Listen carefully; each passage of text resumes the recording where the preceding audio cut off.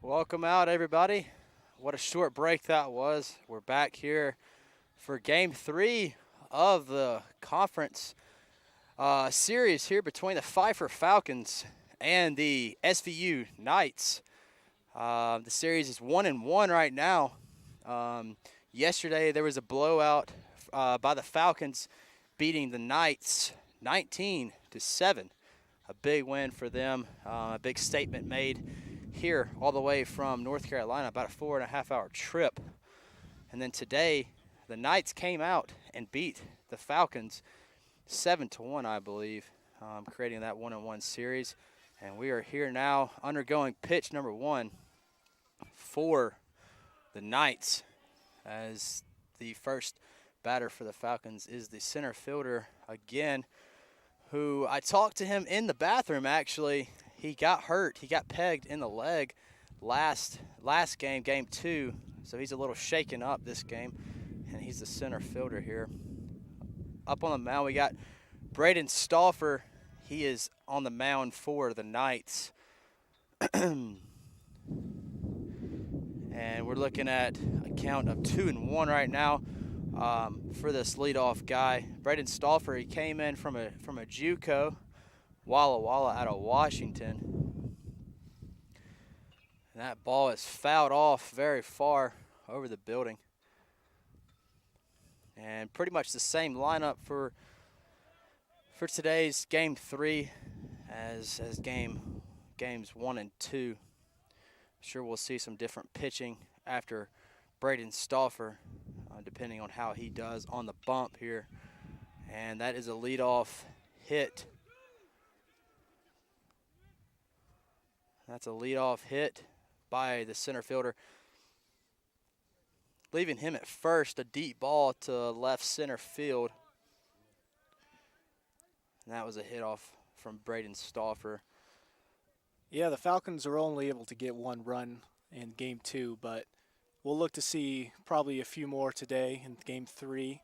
Their bats were not quiet in the second game, so we'll probably get to see a closer game. That's a big swing and a miss by the second hitter for the Falcons. He did play first base and right field towards the end of Game 2. That's a well blocked ball by Ryan Ferris, the catcher. And that creates us a 1-1 count for Stauffer.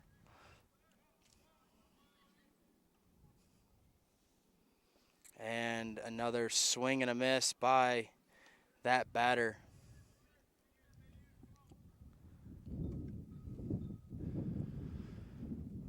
Remaining runner on first here for the Falcons as they look to get ahead of the Knights in today's game. Another ball in the dirt, well blocked by Ferris, keeping that runner sticking to first. Ferris with quite a good arm behind the plate. He's thrown out fairly few people in this year. And a big swing and a miss by a very talented hitter and a go-to guy for the Falcons as he walks back to the dugout for that out number 1.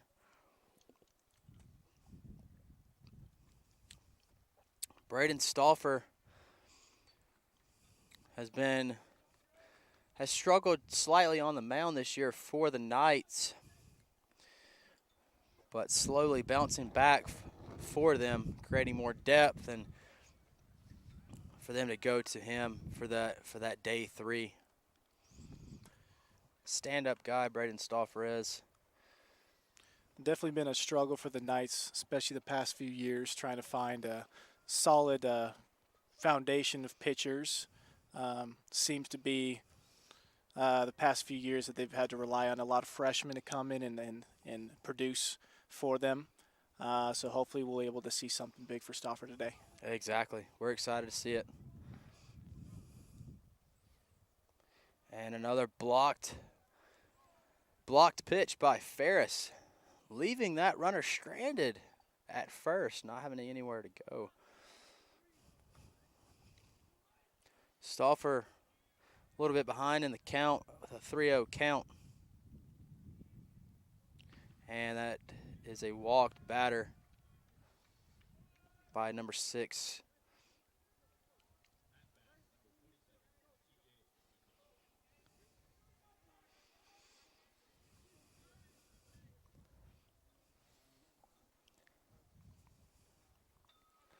And that brings up another left-handed batter for the Falcons.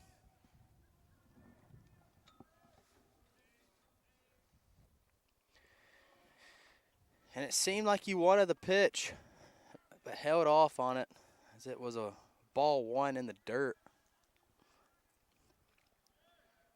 Definitely a good opportunity to move some base runners around with only 1 out on the board right now. Absolutely. As it seems as if Braden is struggling to find the strike zone and to fill it up on the mound, as he's behind in the count with 2 balls and 0 strikes here with just one out. As that ball is hit hard to right field as Ty Martinez locks and loads and throws home. Good throw by Ty Martinez, keeping that lead runner at third, loading the bases for the Pfeiffer Falcons as they try and jump right on to add to that lead and get ahead in this top of this first inning. Very fortunate for the Knights to not give up a run right there. Hoping to get a ground ball here. Keep the ball in the infield, hopefully a double play to prevent the Falcons from scoring right off the top of the game. That would definitely be a great thing for the Knights for Stauffer to get a ground ball here of some sort, and turn a double play and to get out of this inning scoreless.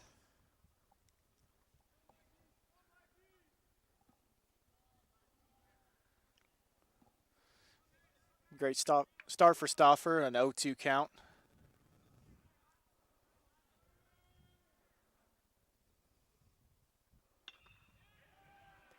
And that's a big hit between third and short as it scores 2 runs.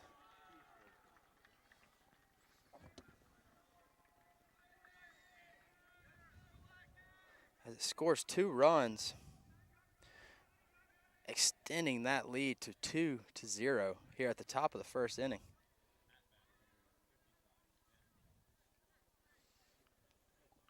It's a great hit from Lackey and a not great situation for him to be able to put a ball in the outfield. And another ball hit well. Catch was made by Daines in deep left center field. Deep left center field to secure that 2 outs. Quite a few deep fly balls in game 2 earlier today. I think we only saw 1 home run, though. A pretty late home run was made by, it was actually the center fielder.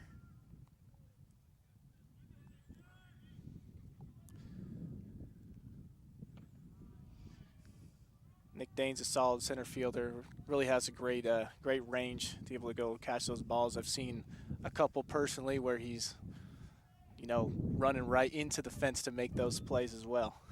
Yes, he's a very talented. And that ball is hit fairly well. And that ball is gone. And that is a 2-run home run here at the top of the first inning to make that score 5 Falcons 0 Knights.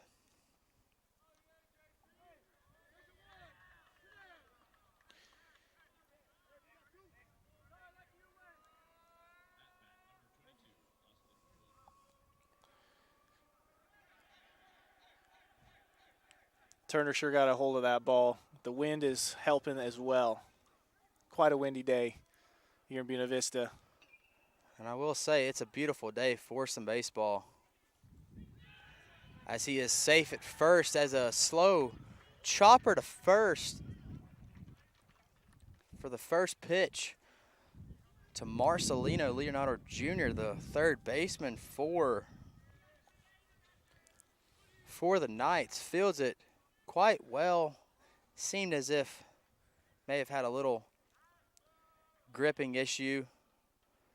Makes a throw. Just was not in time to beat out the speed of the Falcon batter. And that ball is lifted up. Seems as if the shortstop Seth Lloyd is under that to secure the third out of the inning.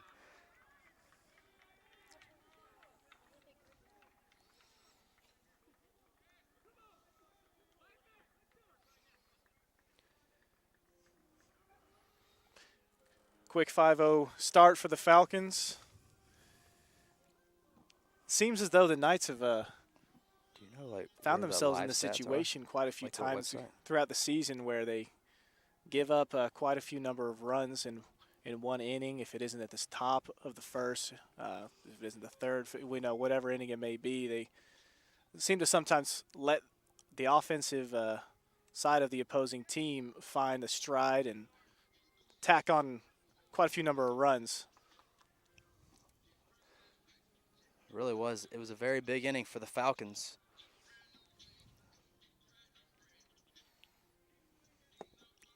Real question is, are the bats going to keep up with the Falcons this third game? That's a good question. I know that this is a big, big game for both the Falcons and the Knights, as they want to secure this conference series win.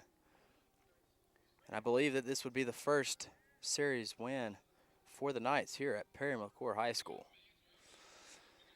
It's almost as if the bullpen is starting to wake up already for the Knights. Looks like Benjamin Agnew is warming up the arm for the Knights, as he is added to some depth in the pitching rotation and in the bullpen for the Knights. And for the day 3 pitcher, Delp. He's the right-handed pitcher, number 31, for the Falcons here. Statistically speaking, I believe he is their best pitcher. And he's about to face a talented roster hitting-wise for the Knights. And up to bat, we've got Seth Lloyd out of Wyoming.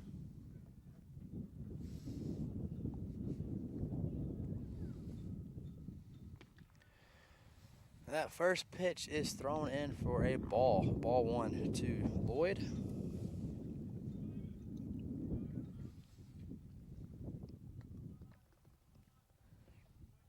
And that pitch is brought in for a strike.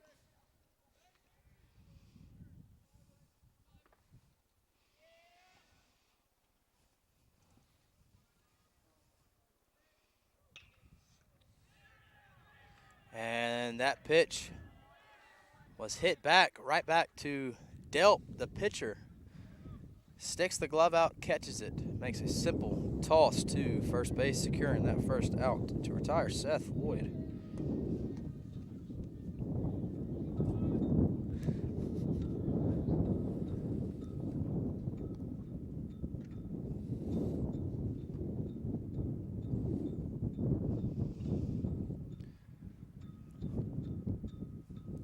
And that first pitch was fouled off by Ty Martinez.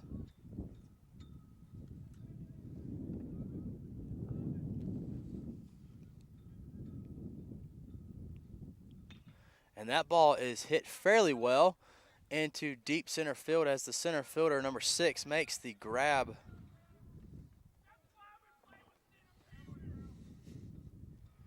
As he retires Ty Martinez out and secures out number 2.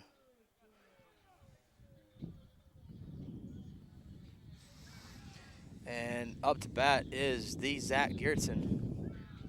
Big crowd today as his family is in town. And sees him throw a very good game on the mound for game 2 to secure that win for the Knights. Certainly was one of his best pitching outings this season. As he fouls off a pitch.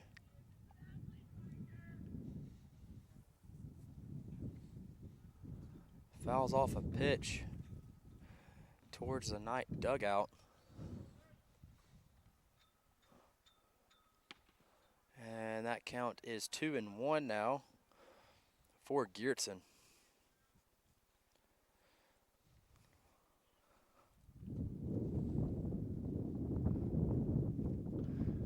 And that ball is in foul territory for strike number 2, bringing that count at 2-2.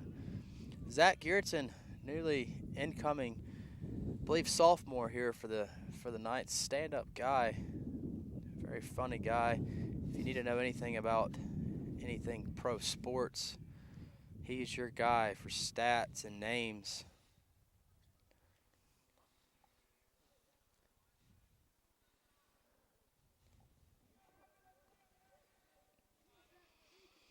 Delp looking to retire Zach and get out of this inning as he throws a very close ball in there that is called a ball to create a full count to Geertsen as Geertsen looks to reach first base.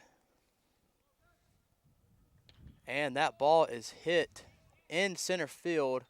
Center fielder seems to be under it and makes the catch to retire Zach Geertsen, the DH for this game, as the Knights come back out.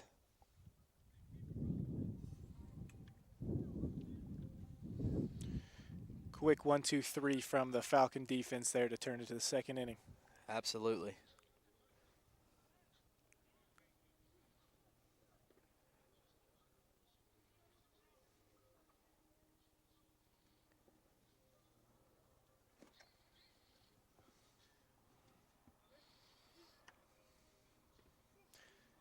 Yeah, you don't see too many college players perform well on the mound like Geertsen and also be, number 3 on the batting order there and being a really efficient and productive batter for the Knights as well.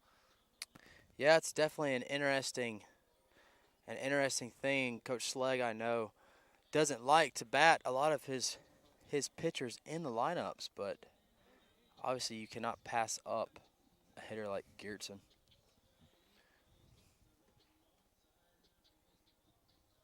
That brings up, looks like number 6, Farrell, up to bat, the center fielder for the Falcons, as Stauffer is still on the mound for the Knights, as he looks to bounce back this second inning, top of the second inning, and get settled in here on the mound, Perry McClure High School.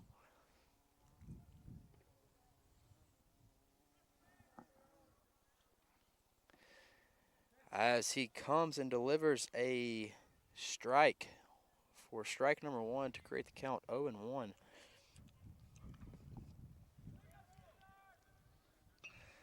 And Benji Horsley retires that batter by making the catch in left field as number 6 pokes at it and gets a long fly ball. Horsley coming in a few feet and retiring that for out number 1.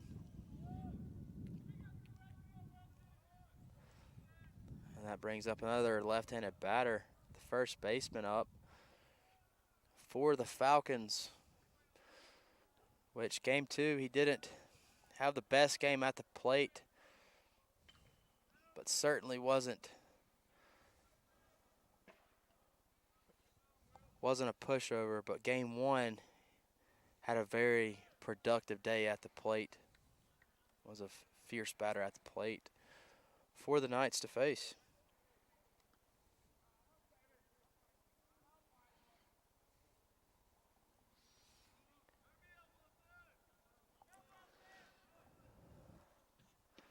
And Stauffer with a 3-1 count against the very talented batter.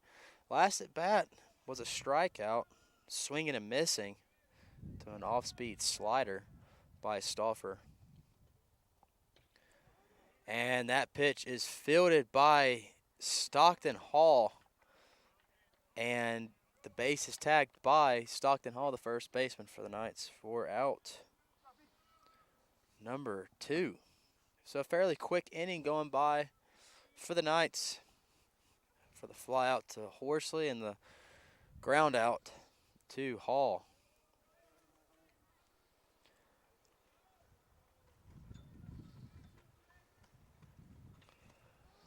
And that ball seems to be in field of play in so-called no man's land, making it very difficult for Stockton Hall and Mitch Smith and Ty Martinez to make a play on it. Ball wasn't hit very hard, but died off very quickly to land as a stand-up single for the batter. It seemed like 3 players were all in the same distance of that ball. Can't really put that one on Stauffer. Nope. Very good pitch by Stauffer, but it happens like that in the game of baseball. And up to bat, we have Acosta up to bat for the Falcons, and a pickoff move by Stauffer. The runner's safe at first. Big crowd today. Do we have a number of how many people are there? 29. So it's staying, which the stands looked as if they're a little fuller than it was yesterday for some reason. It's crazy. Saturday? This was yesterday. Yeah, I think we had about 35. As that is ball 3.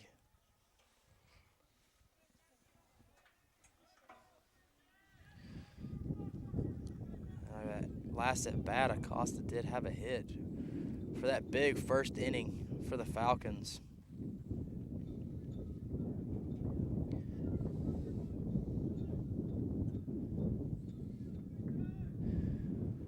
Stauffer already at 33 pitches for 33 pitches for this inning and a half. Very tough. And that runner still second base. The throw was a little late by Ferris, and Lloyd knocks it down.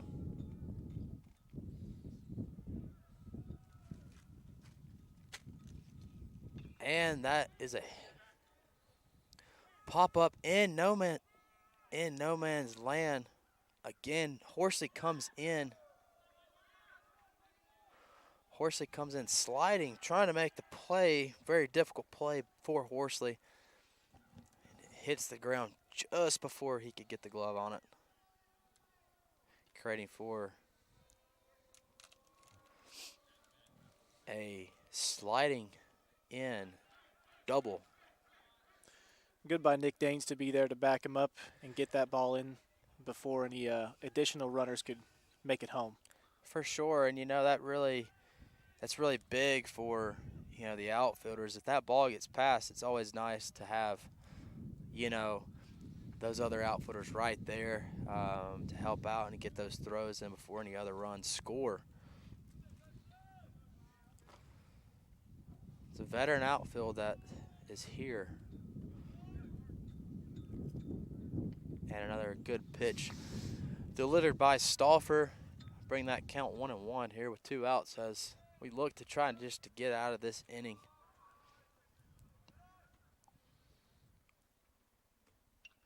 As that pitch is fouled straight back. Hits a pole and goes into the Knights dugout as looks like Cade Packer tried to catch it. Catches it and drops it. Shout out Cade Packer in the Knights dugout. And another foul ball straight back by the Falcons hitter, Barnes.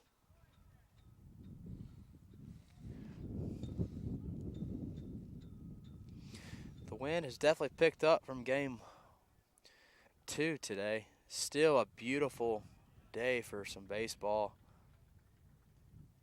Another nice block by Ferris, who's getting his work in today behind the plate, showing his blocking skills.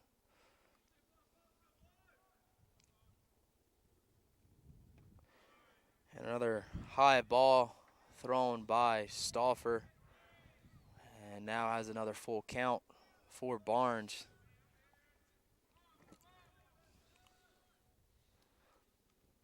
And that's a hit to Danes.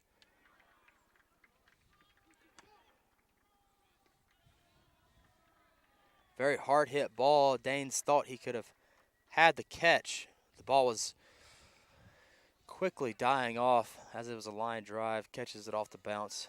Hits the cutoff Mitch Smith. It would have been a little risky to go and try and dive for that ball.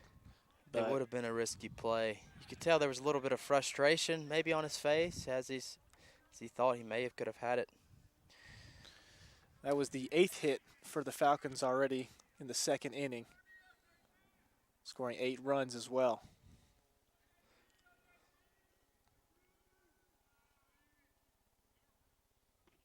And that's a big swing and a miss by Turner for the Falcons. So let me ask you a question. For the last commentator that was in the booth with me, we asked him what his favorite walk-up song, what his walk-up song would be. You know how walk-up songs are pretty big for baseball. Oh yeah. You can have some time to think about it. Oh, I already know. Okay. I've been around baseball enough in my life. I got my answer. But let's wait. I'll wait until the second. I'll leave you in some suspense here. Okay.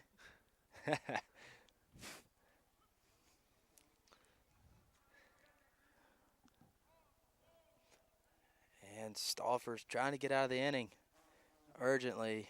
He's got a ball and 2 strikes for a 1-2 count. As that pitch is hit to Lloyd. Lloyd getting the catch. Stockton Hall making the pick at first for the 3rd out.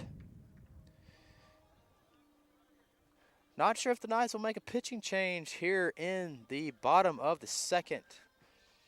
We will see here soon. So before I tell you my answer, I'll fill you on a little story about me. Okay, let's hear it. I probably up until my senior year of high school thought I was going to be playing baseball in college until I moved to Texas, and Texas football is a different beast.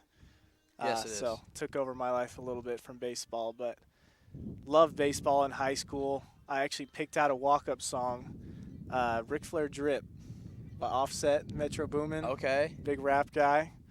And they said the clean version was not clean enough for their liking, so decided that wasn't a good option and proceeded to give me one. It was God's Plan by Drake. God's Plan. So, I mean, you want to sing it for the viewers that we have here? I don't think I would do Drake justice.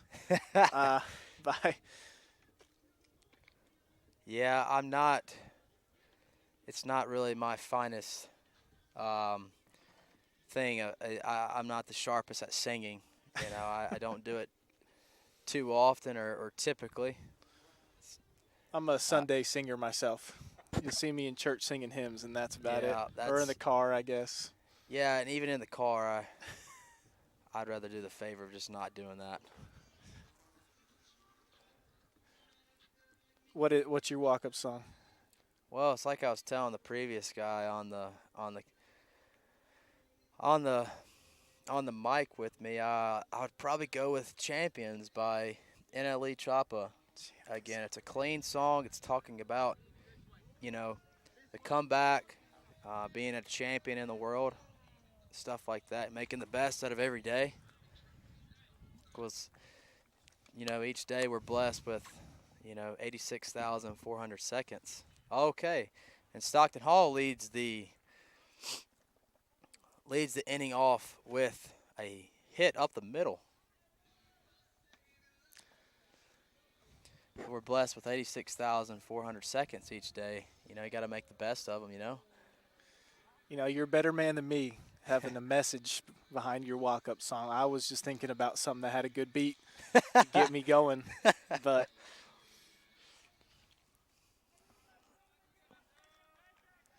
That's a good start off for the Knights as Stockton Hall leads off with that hit, and Nick Danes hits a hard foul ball down the right field line, leading in a strike for strike number one. I don't know. Look fair from here. Folks, we are in center field, so the views that we get look a little bit different from being behind or to the side behind where they're batting and everything. So some of our views do look, and that is a hit up the middle, and Wood, the shortstop, makes a great catch, securing for out number one from Danes, which would have led in a stand-up single for Danes and probably securing Stockton Hall at second base.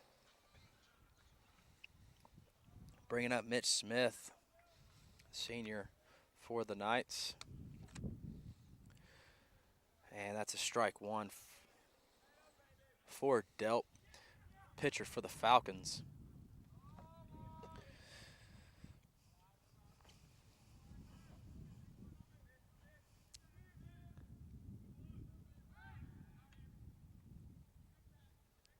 And a pickoff move by Delp was not in time to get Stockton Hall out. He was safe, gets his lead, pitches underway. And that's a foul ball. Good looking swing from Smith.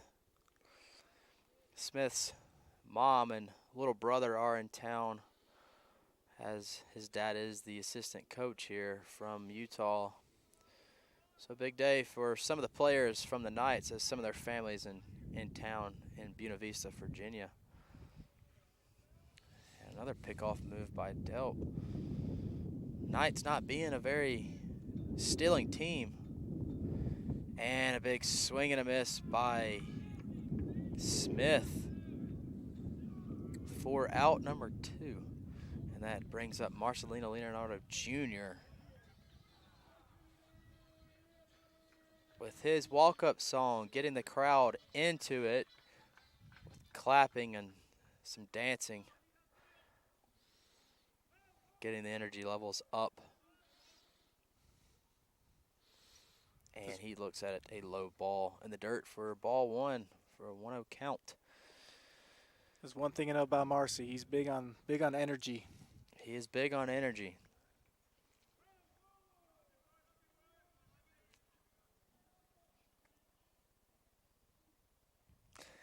And he looks at ball two, a little bit high.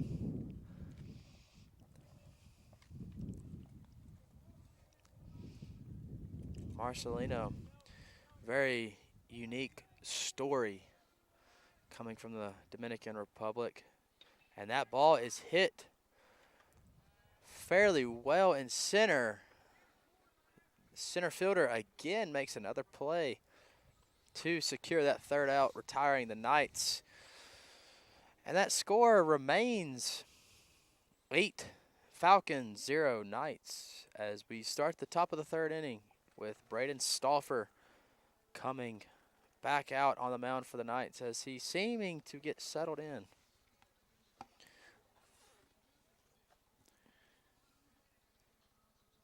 Yeah, eight runs is quite a deficit for 3 innings. Hoping Stauffer can find a way to get out of here without any additional runs against him.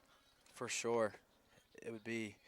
It's crucial that the Knights start to get some hits and to figure out a game plan as the game grows older.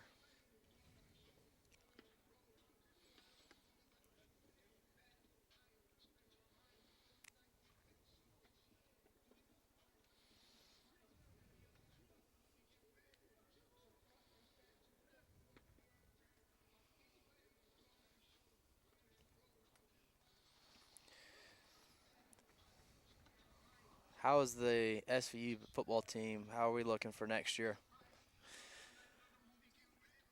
That's a great question. I'm a little bit on the outside looking in now as I graduate this semester. Heard quite a bit about some of the changes they're making for this upcoming fall. A handful of coaches will be coaching elsewhere. We bring in quite a few more coaches and obviously recruits. Coach Dupay doing a great job with recruiting. So it will be quite different. And that first pitch is a ball for a 1-0 count for Stauffer. Yeah, the football team in the past years I know has struggled, and we will see. And that ball is hit in center field. Center field seeming to be a hot spot today for the Falcons and the Knights. It's Nick Daines, number 43 for the Knights, makes that play. Very simple play for out number 1. I know that the SVU Knights, they've received 2 quarterbacks from previous JUCOs that now have some somewhat experience. So we will see what the future holds for the SVU Knights football team next year in the fall. And that pitch is a ball 2 for Stauffer as he looks to get out number 2. As that is a high and inside pitch, almost hitting the batter by Stauffer, grading for ball 3.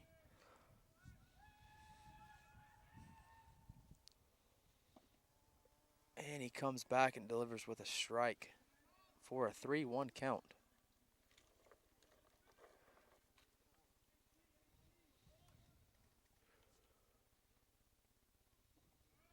And that is a walk by Stauffer.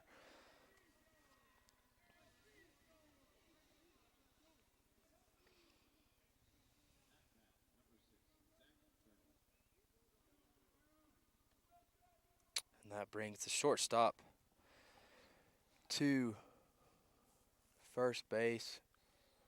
And that brings up Farrell up to bat. And that's a stolen base.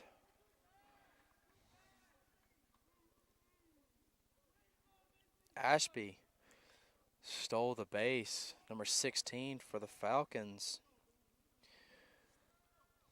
With number 6, Farrell up to bat.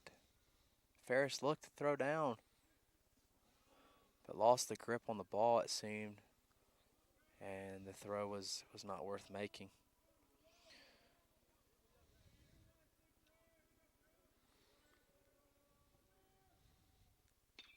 And that is a hit by the center fielder Farrell, as that is a stand-up double by him, scoring Ashby from second, making the lead extend to 9.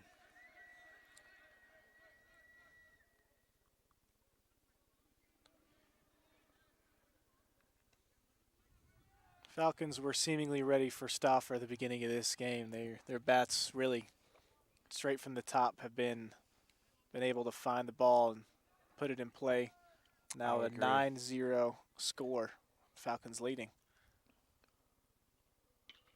And that ball is hit for another hit, keeping the outfielders busy And that scoring Farrell, making that a 10-0 lead for a stand-up double by the first baseman.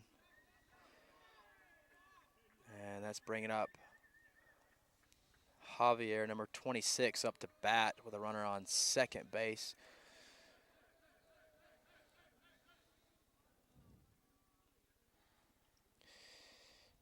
It looks like we have an apparent pitching change.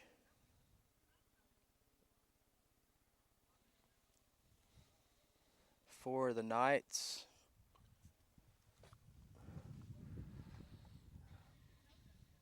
Looking like he's bringing in Benjamin Agnew. Got a few at bats today in game 2. Pop out to the shortstop and a strikeout. And one at bat yesterday with a hit. Benjamin Agnew out of Park City, Utah, second year here. Stand-up guy, great example, great friend to a lot of the guys here on the team. Resident of Gale Smith here at SVU.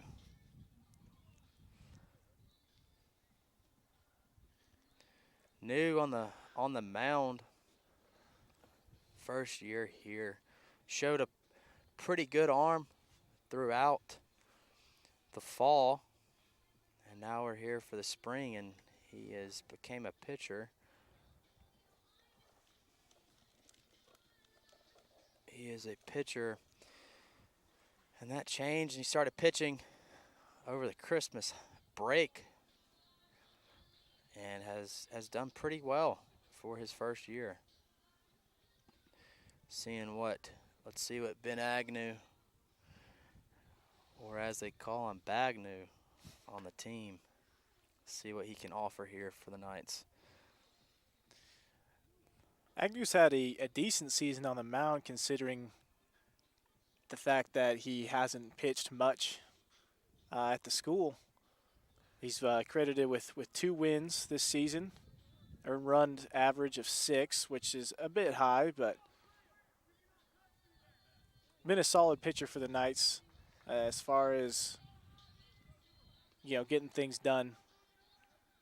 He's definitely getting the job done. Quite the walk-up song for him, listening to Taylor Swift. I forget what I think that's called, like Blank Space or something. Blank Space. Is that what the song was That called? is. You not a Swiftie yourself? On occasion I'll listen to Taylor Swift, but nothing like a real Taylor Swift fan. And that first pitch is a ball in the dirt, somewhat of a wild pitch, allowing that runner to make it to third from second, the first baseman for the Falcons. And up to bat is still number 26, Javier.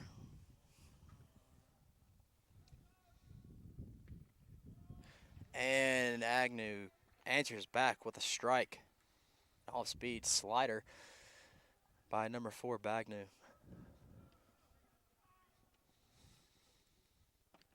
And another pitch.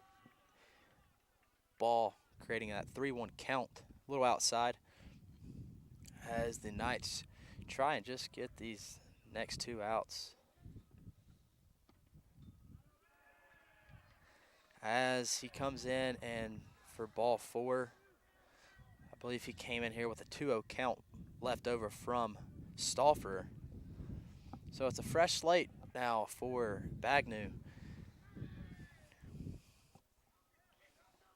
as he faces number 27, Acosta, for the Falcons. Big left-handed batter. As that ball is hit, and Ty Martinez is under it. As the runner at third, the first baseman for the Falcons, tags and scores, creating that lead to 11. And Lackey will be up to bat for the Falcons.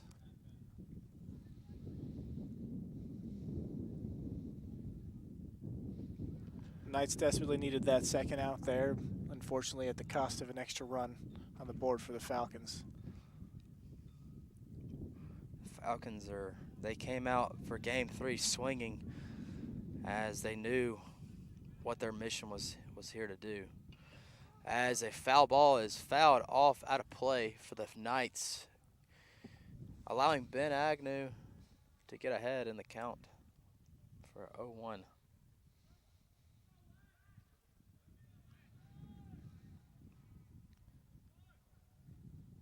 And another swing, and Bagnew fields it easily and throws it to Hall, creating the third out.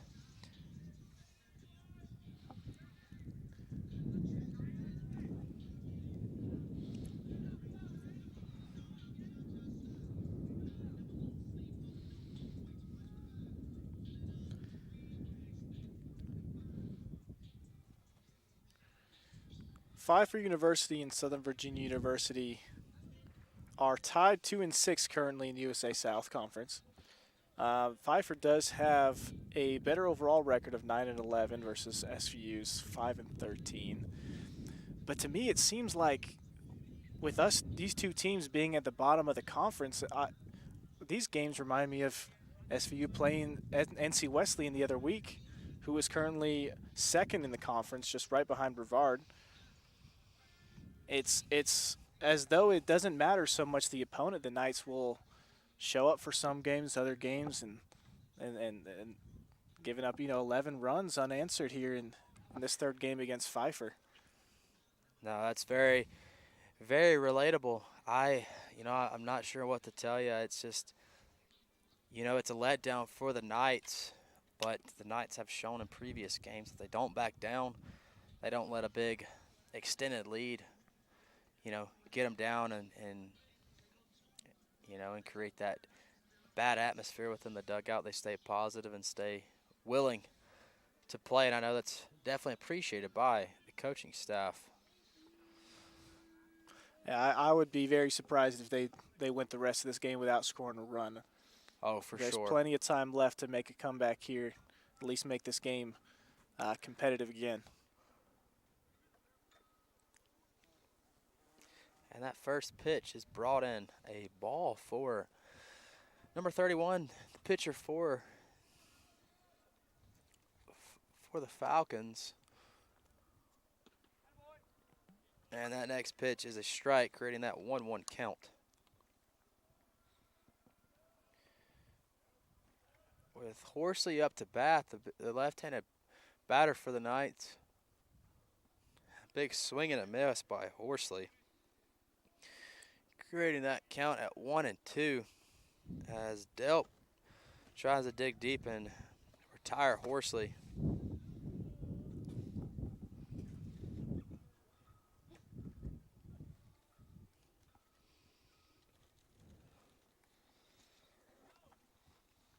Bringing Ryan Ferris. And that is a strike 3 called for a backwards K by Horsley. And a good pitch by the pitcher Delp for the Falcons for out number 1. Bringing up Ryan Ferris up to bat, who didn't play much in game 2. Came in for 2 innings to catch Chase Smith. And a big swing and a miss by Ferris. I believe he did have a single in game 2, bringing in either 1 or 2 runs, I believe. And that is a ball 1, creating that count at 1-1 for Delp.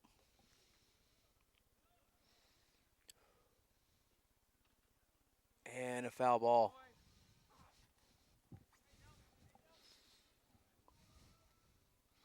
Still a bit windy out here. Those gusts coming in randomly here. Our camera woman's pretzel twist just blew out all over the grass, unfortunately.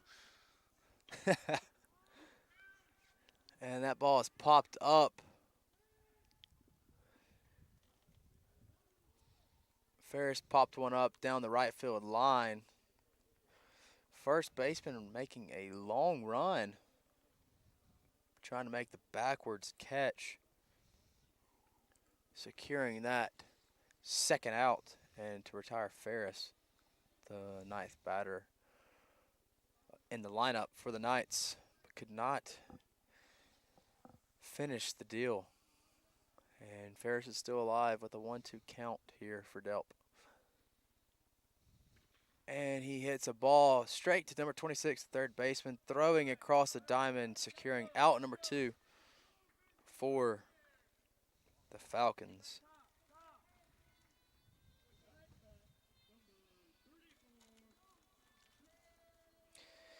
And that brings up Seth Lloyd, the leadoff batter for the Knights.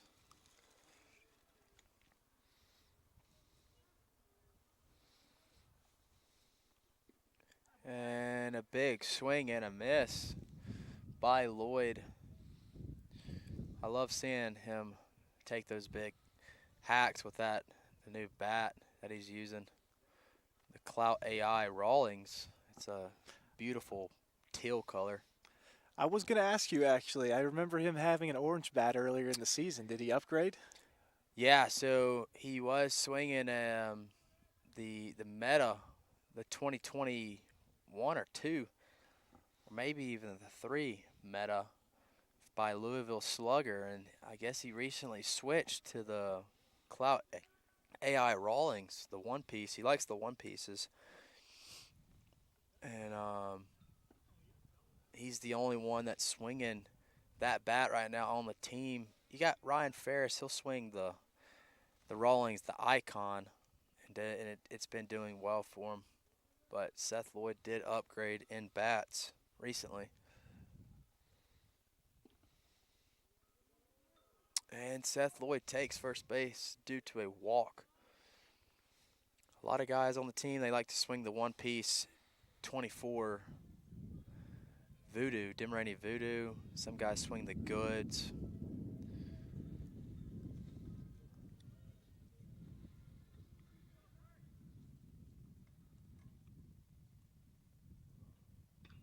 And that ball is hit foul by Martinez, creating for that strike one.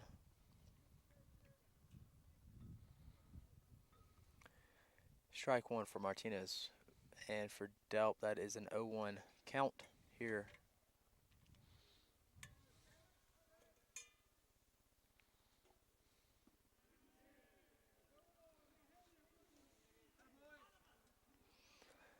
And Ty Martinez seemed to check swing. They said he did, bringing that an 0-2 count. And Delp is going right at him as the Falcons have 2 outs. And a big swing and a miss by Martinez, creating for the third out of the bottom of the third inning. Bringing us to the top of the fourth.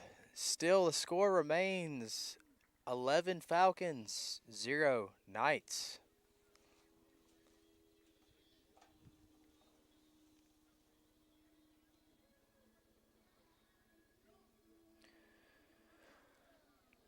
And it looks like Benjamin Agnew is back on the mound for the Knights, as he is seemed like he switched up his walk-up songs from Taylor Swift to what appears to be a Drake song. Definite change of pace there. Definite change of pace. Can't blame a man for having a wide variety of music tastes, though. Yes, I would agree.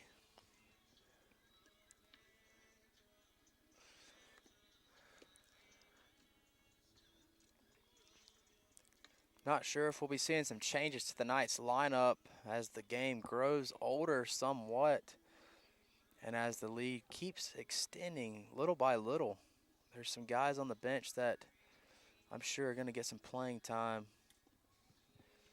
David Hunley may get some reps in the outfield. Garrett Stauffer at third base. There's a few guys that will definitely need some playing time.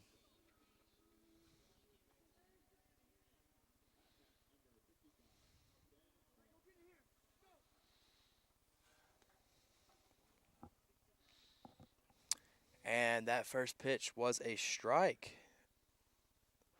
by Bagnew.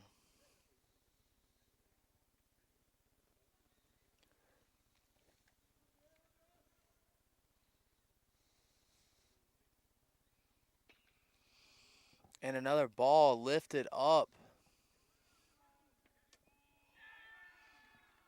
which ended up being a home run by number 55, Barnes. Didn't look like that was going to make it. It did not. It looked like a casual deep center left field pop up. And that ball just kept going. It must have been touched pretty well.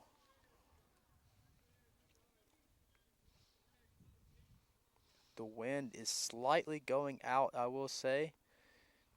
Out here, it is kind of blowing the, as you can see, for those of you watching, the flag is blowing straight out. So the wind definitely caught it a little bit, helped that ball. And that brings that score to 12-0. And now we have Turner up to bat for the Falcons.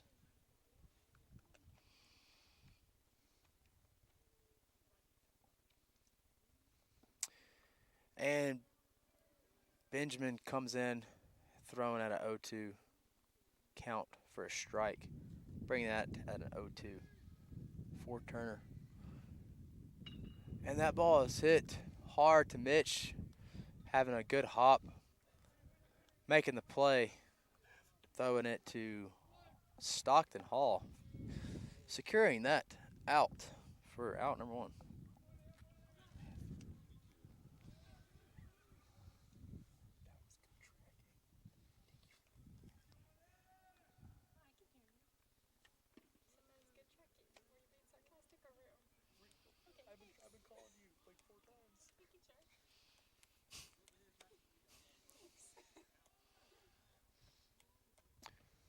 And Agnew tries to bounce back, and that's a ball.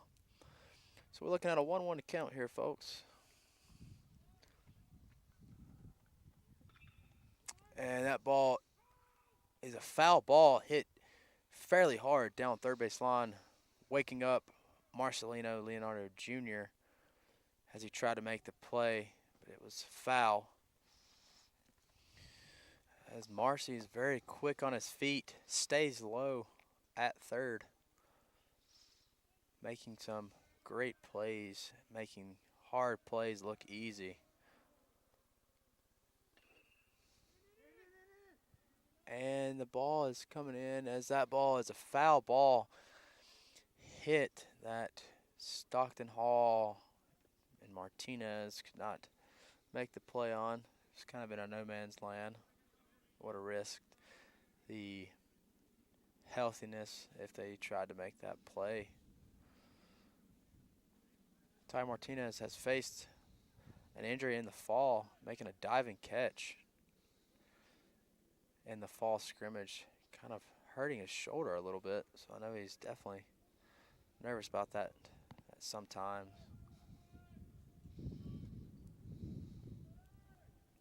This brings up Wood to bat. Another foul ball in the right over the dugout of the Falcons, creating that count at 2-2. And it's a ball in the dirt, a wild pitch, bringing that a full count here for Wood, looking to reach the base.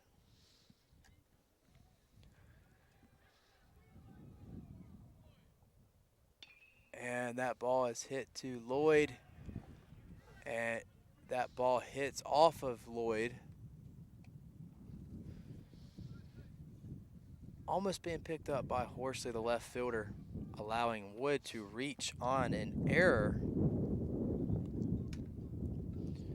by Lloyd. It was a hard grounder. Definitely hard to track there from the shortstop position with the dirt. And another hard ball hit. between the third baseman and shortstop Lloyd and Leonardo Jr., allowing Wood to reach second and allowing for that to be a hit for number 16 for the Falcons. Looks like we got another pitching change. Yep, there sure is a pitching change. As looks like Rock Giles. Rock Giles is in to pitch for the Knights.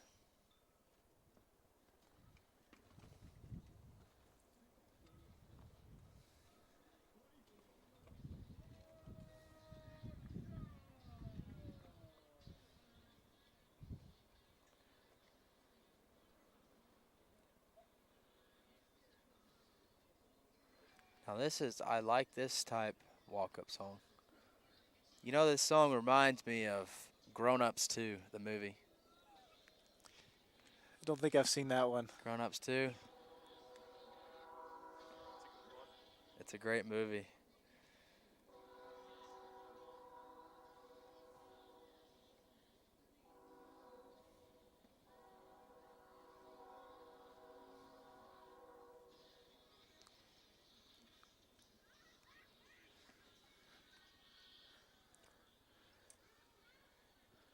What's your favorite movie? My favorite movie, for those of you listening, I may get some judgments my way. I do enjoy Transformers. The original? 1, 2.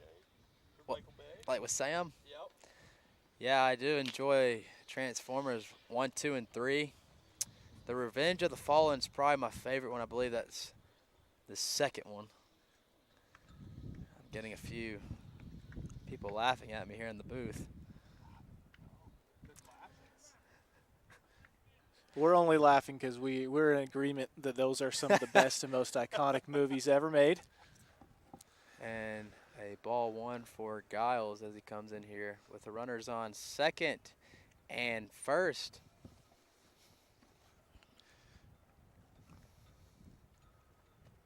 And that's a ball two for Giles. Who's your favorite Transformer? Who's my favorite Transformer? That is a deep question.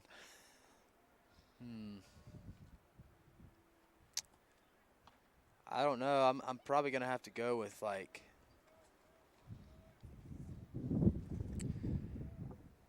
I don't know, man. I did like. And that ball is hit to left field as Benji Horse is under it as he locks and loads and throws to Seth Lloyd. As the runners stay at second and first. I would probably say, all right, no, shoot, who's the Decepticon? Shoot, I guess I'm not a big fan of Transformers. Give Nick Dane some more work here in center field.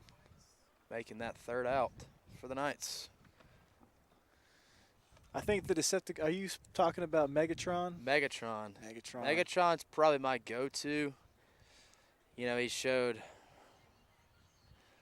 a lot of power and a lot of toughness throughout. But what about yourself? I'm an Optimus Prime guy. Okay. Yeah, just real basic. He's the most iconic. The leader. I respect his leadership abilities. You know, across universes, able to maintain that. Yes. That power, and he's got some flames on his truck, which I think is pretty cool. Yes. What about yourself? What about? I'm a Starscream guy. Starscream. Starscream's a good option. Now I will say his jet is so sick. What the prints on it. Although I think I liked him better in the '90s show where he'd get given a job and then immediately just mess it up in every way possible. Really? I was a big fan of that. I thought it was really funny as a kid. Yeah, he did. He was a coward in those movies. He was made to be. Although we're going with the movies, the chemistry between Sam and Bumblebee was so good. Bumblebee was a good transformer. I liked how gradually he grew to be tougher. You know, once he put that mask on, Yeah. he was a bad dude. Feel free to comment, folks, your favorite movie. If there's a way to comment, There sure is. yeah, feel free to comment your favorite movies. It's like picking your favorite Ninja Turtle. You just can't do it. They're all so good. Yeah, that is true. And Delp comes in throwing for strike number 1 to Geertsen. Those of you at home interested in some statistics here, Geertsen is the 3rd highest batting average on the team, as well as 3rd highest in runs scored. He's also leading the team in slugging percentage with 722. So really one of the best hitters on the team, if not the best if you're looking at the numbers solely. He also leads the team in RBIs. Like we were talking about earlier, really did well in the mound in Game 2 earlier today. So we're happy to have him on the team here.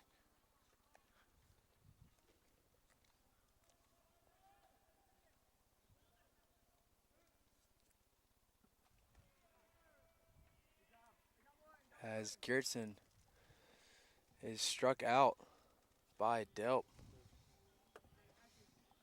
for that out.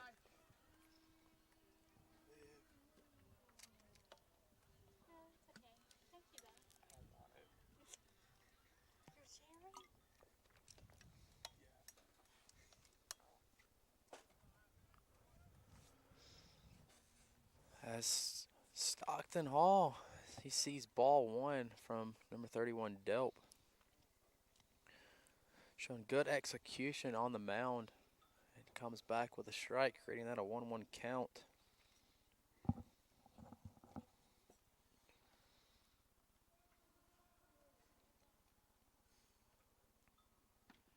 And he comes in with the ball, creating that count 2-1.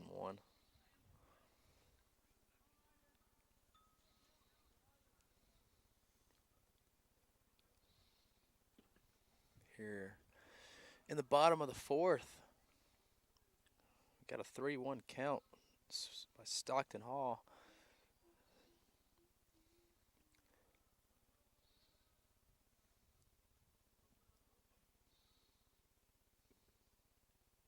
And Stockton Hall reaches first base due to a walk by Delp. And that brings up Nick Daines, here the center fielder for the Knights.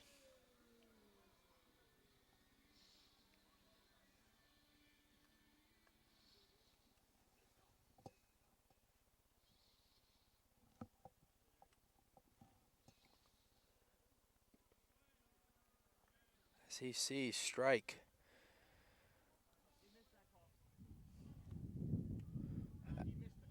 Actually, apparently it was a ball very closely to a strike, so that's a ball. So Nick Daines is at a 1-0 count here. And the catcher's showing good blocking skills, blocks it to a 2-0 count.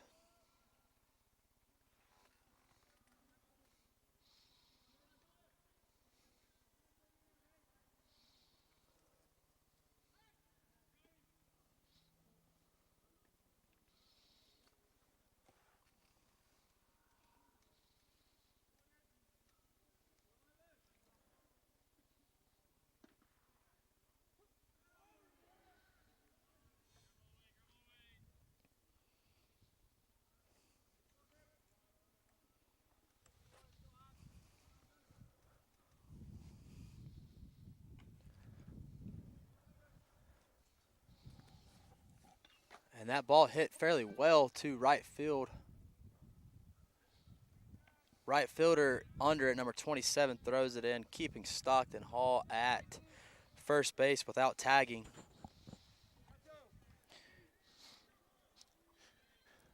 The Knights have done a decent job this game putting a bat on the ball, but seems to find a Falcon defender almost every time. That brings up Mitch Smith.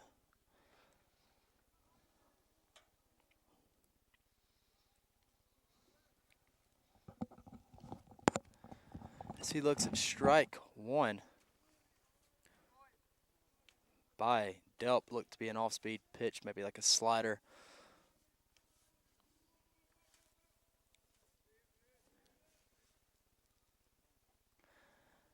As he hits the ball, third baseman fields it and beats out the throw by the third baseman. That's definitely a hard play by any third baseman, even in whatever level.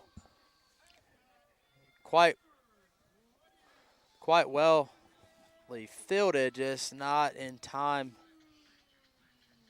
Just not in time to get and secure the out. And a different song brought by Marcelino, still getting the crowd into it.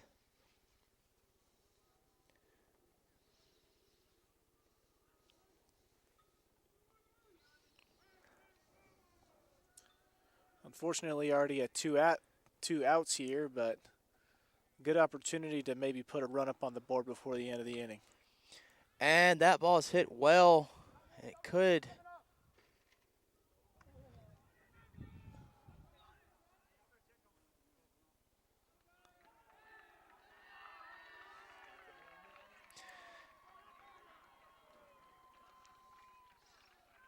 That is a home run for Marcelino Leonardo Jr.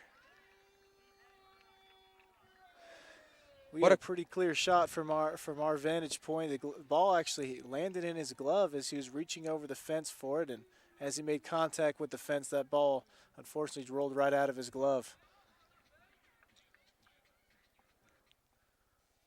Great three-run shot by Marcy here to finally put some points on the board for the Knights. Crazy series of events right there. I didn't think the ball was even going out, quite frankly, to be honest with you, and it just kept going.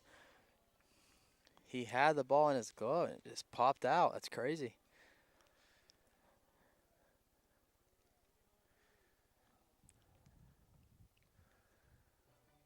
Interesting. It is interesting.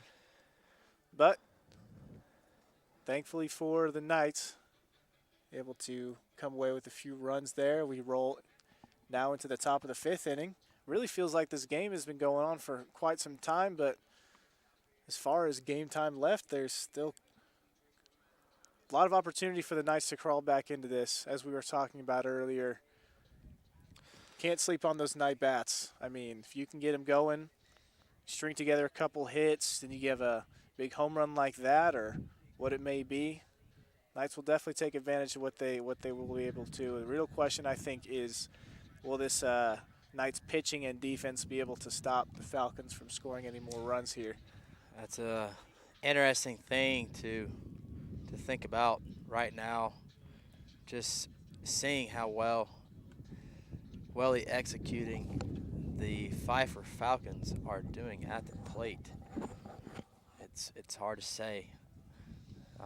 It looks like Rock Giles is back on the mound, and he needs to stay locked for them to not allow for any more runs to be added. Looks like some more fans have been in and out here. Stands are quite packed right now, which is a good thing. And that ball is hit. Looks like Nick Daines is under it again.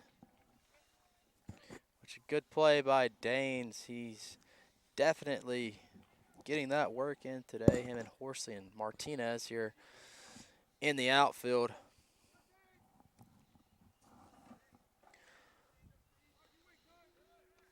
The Knights still, and that is a low ball for ball one. The Knights definitely have a lot more pitchers that they could go to if need be. Brady Stillman, resident out of North Carolina. He's here. Cade Packer, Harrison Moore. There's still some main guys that they could use for the mound if need be, like I said.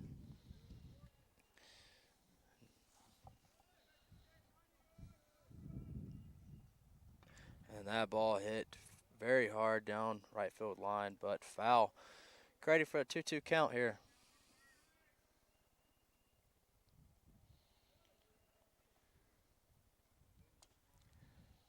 And that's a ball high.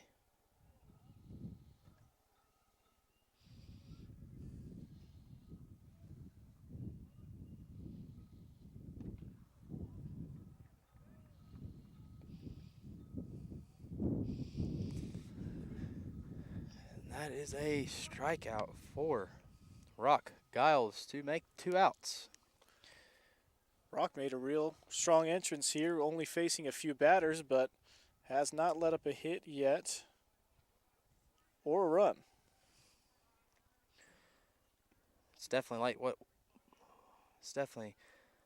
what we like to see out of the bullpen. As the bullpen is definitely deeper. Probably the most deep it's been in a few years for the Knights.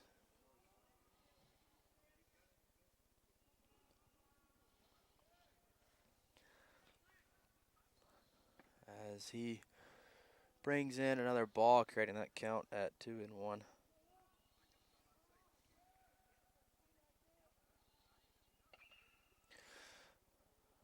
As that ball is fielded by Marcy, thrown across the diamond. Catch made by Stockton Hall. Quick To on and retire. off the field for the Knight defense. Definitely was. Definitely a good feeling for the Knights. Good outing for Rock Giles.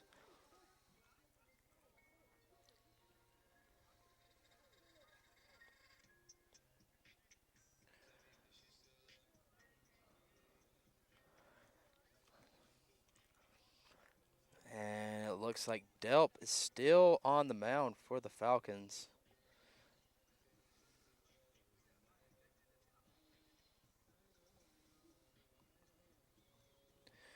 And looks like we have up to bat Ryan Ferris.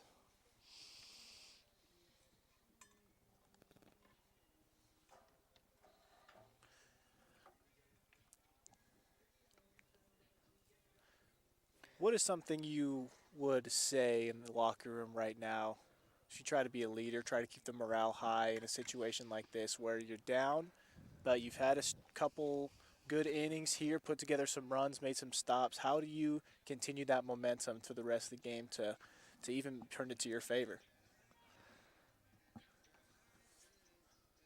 Yeah, that's a great question. Needs a lot of thought. But I can give you my answer right now. I feel like just to not get down, to realize you're on the field, still to make every moment count, you know.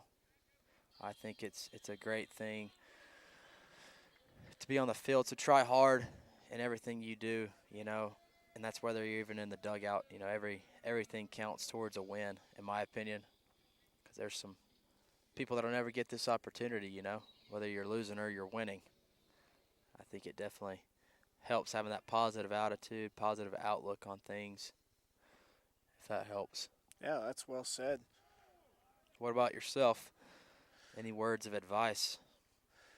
You know, I think nothing specific comes to mind except for just reminding your teammates to, keep their heads up, talking to them, being, encouraging. Whenever any good thing happens, make sure that you recognize that. Like you said, it's not something easy. And you got to remind yourself you can't come back from a loss all at once. I mean, you could, but that's impractical to think you're going to come out here and score 9 runs right now. It could happen, but what's more realistic here is that you add a couple more runs and you go next inning, add a couple more. So you got to just remind your teammates to be consistent, keep your head up, and don't accept loss until the game's over. Slowly chip away at it. I agree. Coming from the football team, I've been in a situation like that before. For sure. So we've struggled through some big losses. For sure, and folks, that brings us up to a full count by Ferris, who just took a big swing and fouls it straight back. Look like a healthy swing by Ferris. Pitch underway. As another foul ball. Hit towards Benji Horsley. Oh, wait. My apologies. Seth Lloyd up to bat on deck.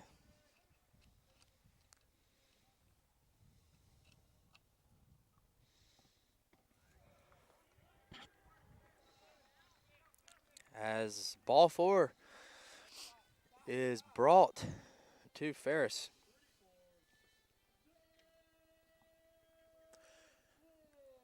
The right way to start off the inning. Find your way on base any means possible.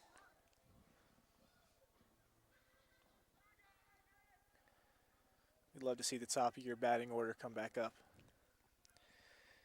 For sure. It's definitely a deep lineup. And a big swing and a miss by Lloyd.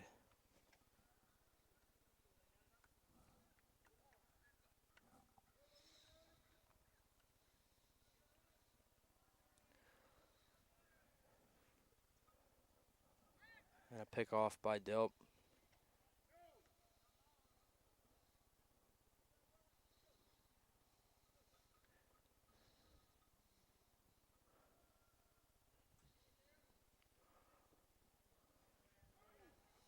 And that brings the count to 1-1. Do you think we'll see Lloyd attempt a bunt here? You know, I don't think so. That's a hit, and Wood makes the catch at short. Tries to throw and get Ferris. Throw was just not quick enough. Even though Ferris, he did not have too much of that lead due to that quick line drive. Brings up Ty Martinez. Only in certain situations will Coach Schlegg do the bunts, as it was well executed last game by Lloyd. That's a strike to Martinez.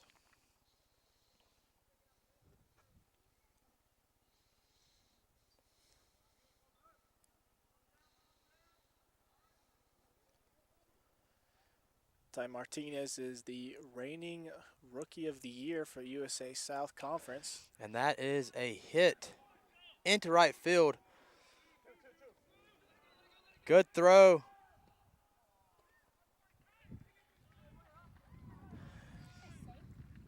And a good throw by the right fielder. Timeout right here. So Ty can take off his gear from the at-bat. Great start for the Knights here in the bottom of the 5th inning. We got a runner on second and third base with the meteor batting order here coming up.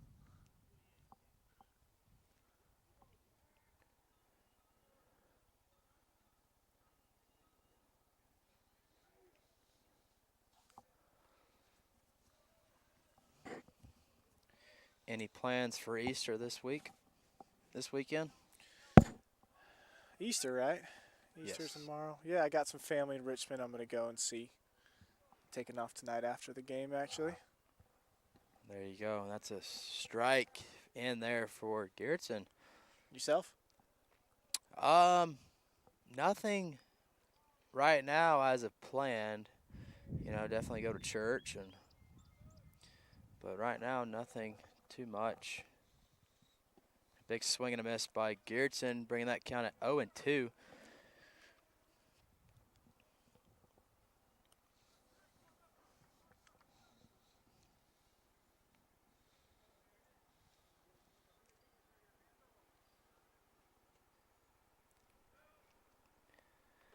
And that is a ball outside, bringing that count at 1-2 for Garrettson.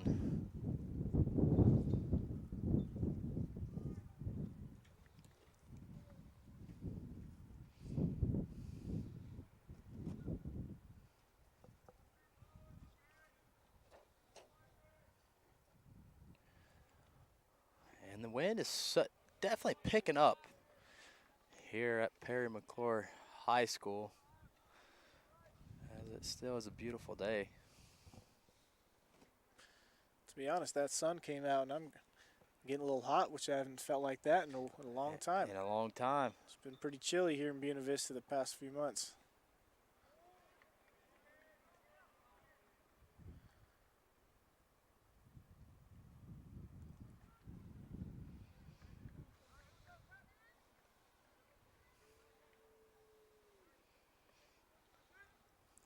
We have had quite a number of games delayed here because of the weather. And that ball is hit well.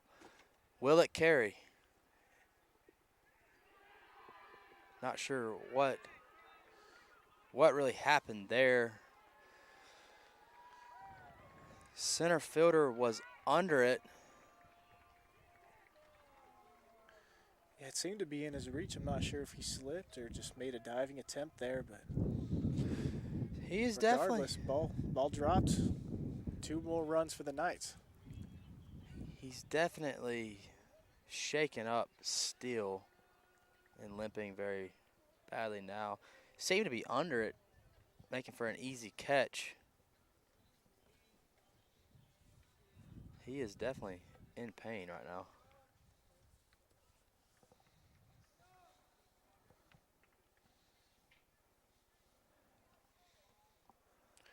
Only 1 out on the board here. Got a runner on second. I believe that would be an E8. I'm not sure if that hit off of his glove.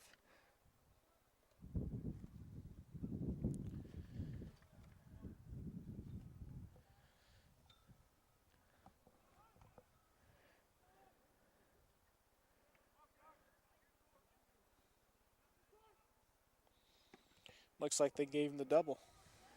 All right, well, that's good on Zach Garrettson's part.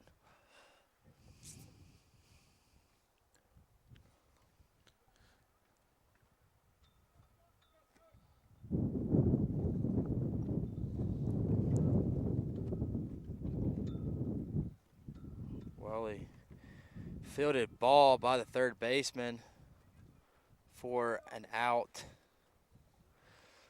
For out number 2, Stockton Hall, leaving Geertsen at second base. Nobody at third.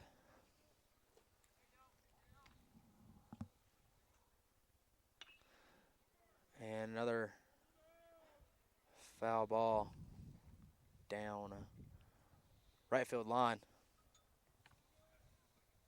by Danes.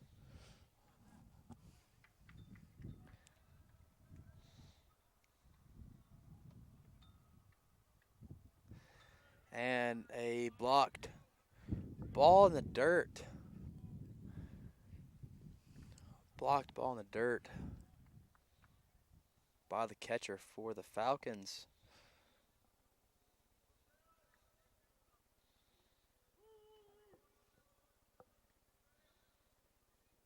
Big swing and a miss by Danes, creating that a 1-2 count as Delp will try and get a very good hitter out.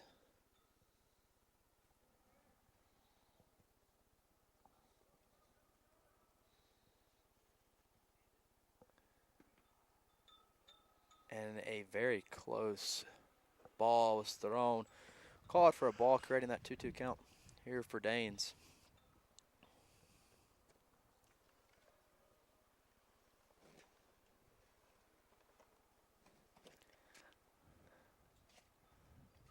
And that brings up the full count because of ball outside.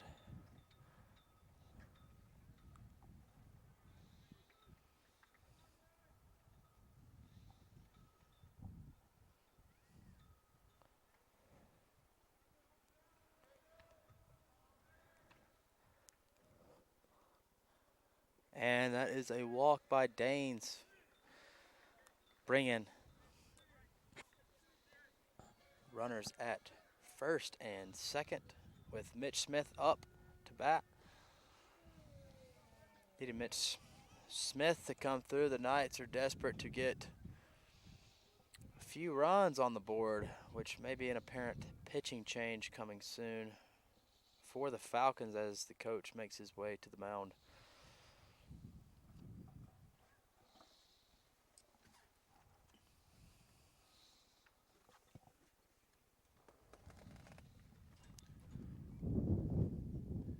Doesn't look like the coach is calling anyone over from the bullpen, so might just have a time to give the pitcher a breather here. Definitely could be the case. It looks like it definitely is the case here.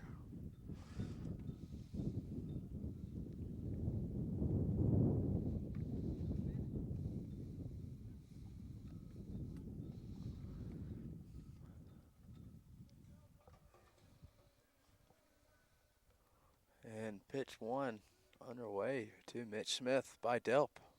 Runners on second and first. And a long foul ball hit by Smith, creating that count at 0-1.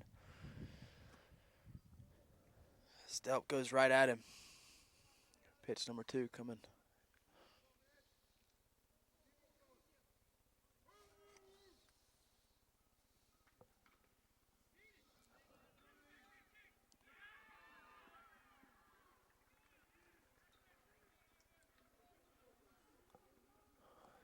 As it looked like there was a fielding error on the third baseman, allowing for Smith to be safe, loading those bases. Huge opportunity for Leonardo here. 2 outs, but the bases loaded, putting the ball in play could be huge. And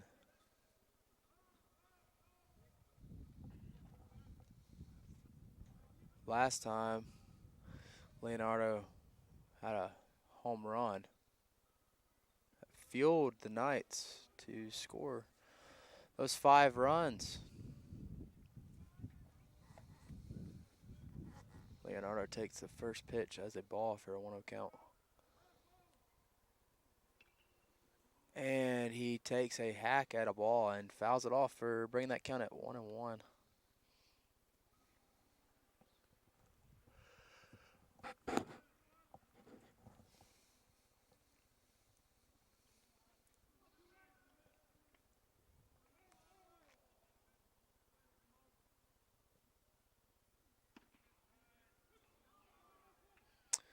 And another called strike. Count 1-2 for Marcy.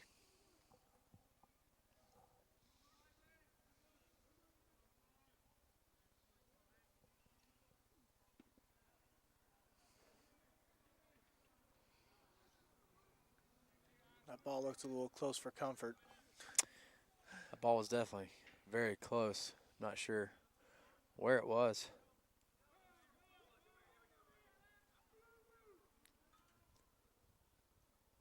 And that is a hit. There, scoring what looks to probably be 2 runs.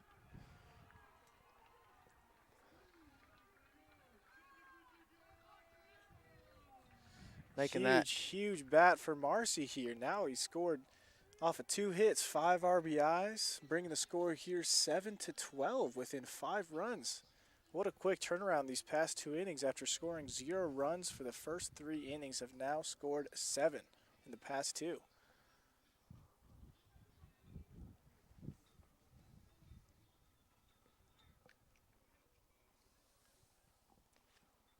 And now there's definitely a pitching change.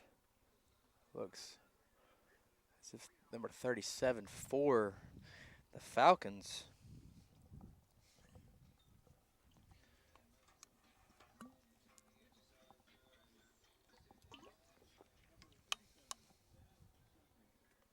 It looks like Delp will be leaving the game.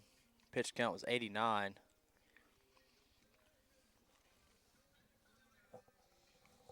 Delp really did have great showing up until these past few at-bats. Had some untimely hits as well as an error from his defense.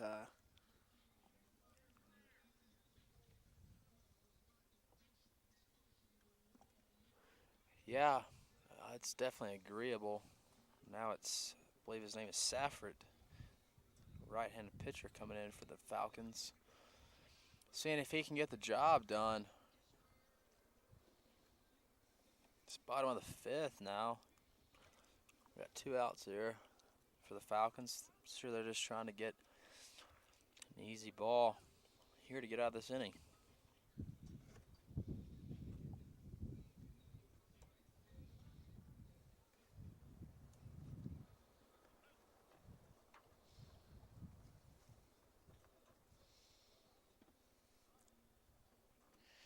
Sam Safford, number 37, sophomore out of China Grove, North Carolina. China Grove. That's a pretty interesting name. When I first saw that, I, for a split second, thought he was from China, the country, but that does not seem to be the case here.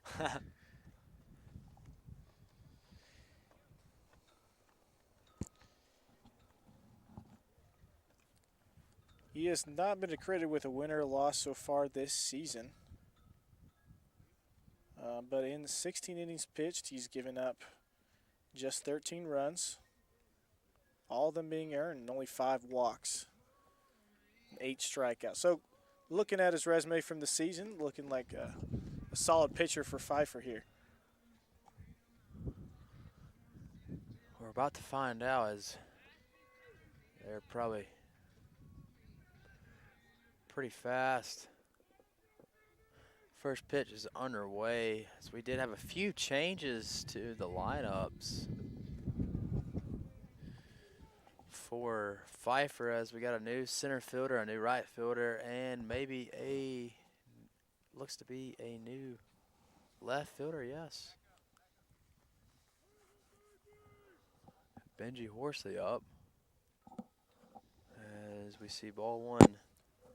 Center fielder reminding the right fielder here to respect Benji Horsley's deep ball game here.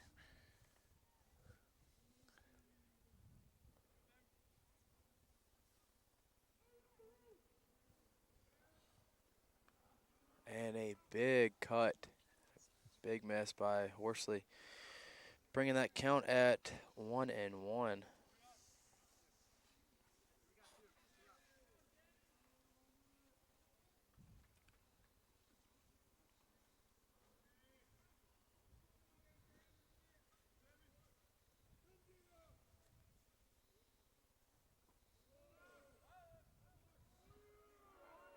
Another ball thrown, allowing Marcelino to steal second base.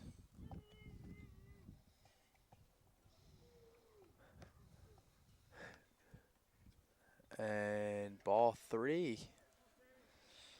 Making that count 3-1, folks. To Benji Horsley, as he probably will look to take a cut here, if it's there for him. And that was there for him, but a big swing and a miss, bringing a full count.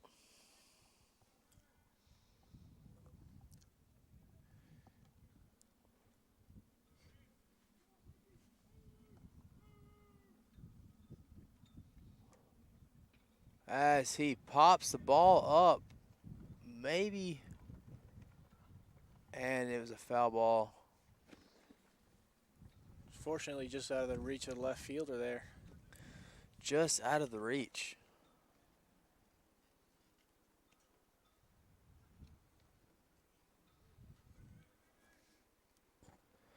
Leaving that count at a full count for Horsley.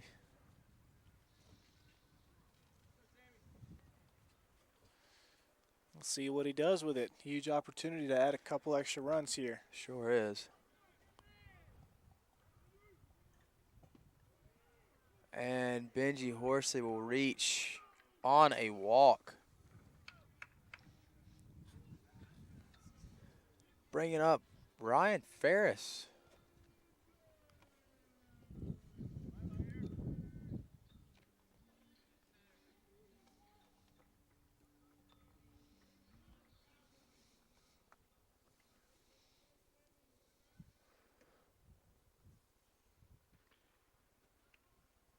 Big cut by Ferris, making that a 0-1 count for him. Fouling that ball off down left field line. Pitch 2 underway. And that will be a hit into left field. Left fielder bobbles it, slow to get it back, scoring Marcelino.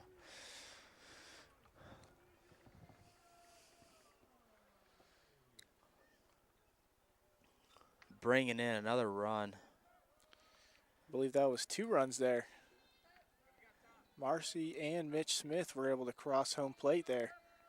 And that folks will do the job for sure, bringing that to a 3-point deficit right now. 12 Falcons, 9. And that will do it right there, folks. If he misses, the right fielder misses the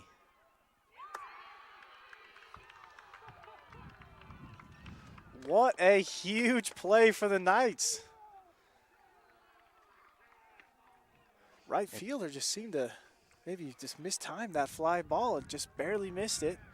Bouncing past him, and all the runners on base were able to score. Even And Ryan Ferris all the way from first base.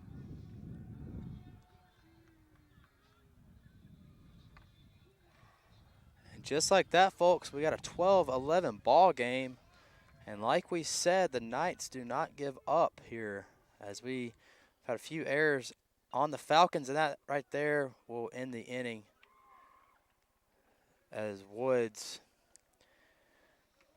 catches the ball, the line drive from Martinez. What an inning for the Knights, as it is a 1-point deficit here at the top of the 6th inning. You know, it's funny at the beginning of the inning when I said, you know, let's chip away, get a couple runs an inning here. It's unrealistic to score 9 runs, and, you know, they come out of it with 8. They come out of there with 8. I guess I was right, but not really. The Knights put on quite a show here to make it a 1-run game. Not really sure what happened there in right field as he tried to dive for the ball. Looked like he may have gotten his foot stuck or something, which allowed for a big inning for the Knights.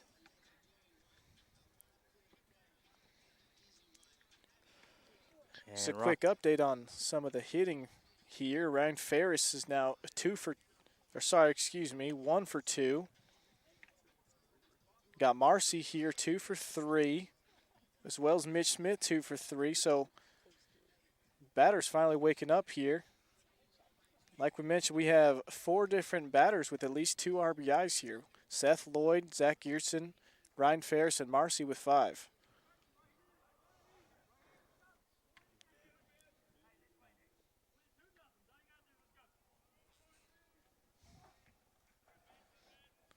See what the Falcons can do here back on the offensive side. Rock Giles comes in with that off-speed pitch, in for a strike.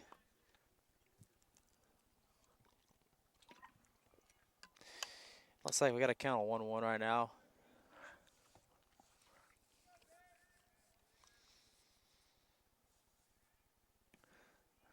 Another ball there for a 2-1 count.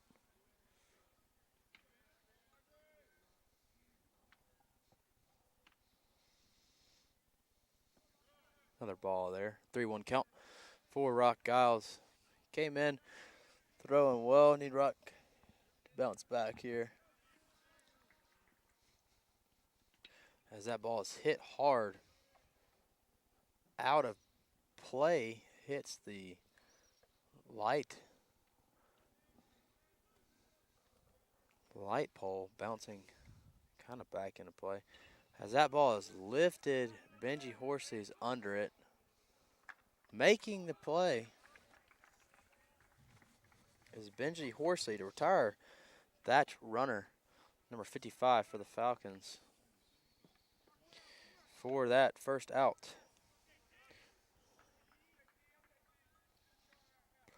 Now we got Turner up to bat.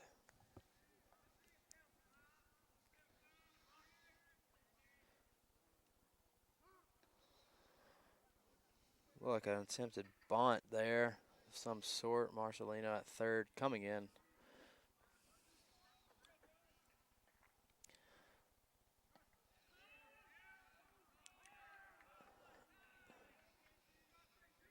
Looks like the umpire called it a hit by pitch.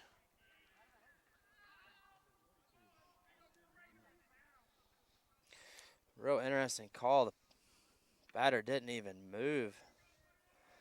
And the pitch was ruled hit by a pitch. It was the batter. Quite interesting. Yeah, from here, it just looked like a nice off-speed pitch on the inside corner. Yeah. Brings up Wood up to bat, the shortstop, who's been quite busy today at short, as he fouls off a pitch. Seemed to be off the end of the bat. As Ryan Ferris grabs it. As we got a runner on first, number 75, for the Falcons. Rock here, the 1-1 count. Let's go get him.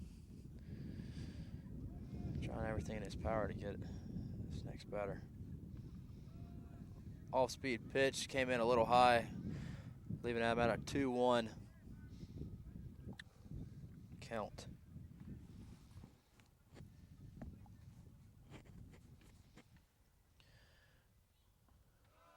A little low, another low pitch.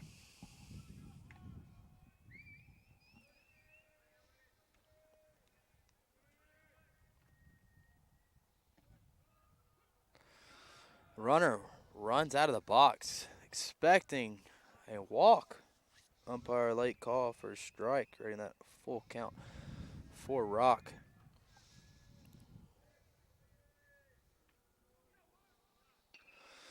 And a hit for Wood. He's sending number 75. 75 reaches third from the hit by Wood. Still got one out here, folks. Brings up Ashby to bat, number 16.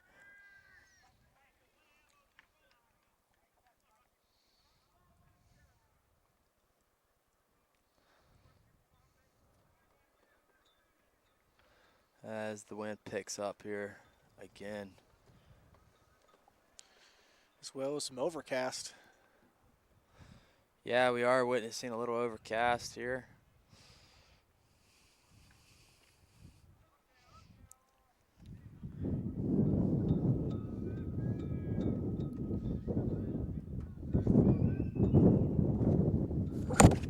Big swing and a miss by Ashby, bringing that count to a 2-1 count.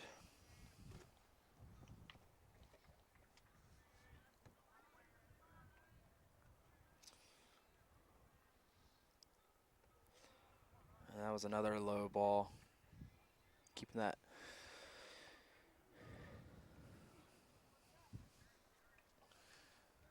Giles really looks solid coming in here. As that what would have been a fair ball, it hit off the batter, Ashby, bringing that for a strike 2. That count 2-2 right now as Rock tries to dig deep here to get the out, number 2. And that'll do it, folks. A big swing and a miss by Ashby, leaving a runner on first and third.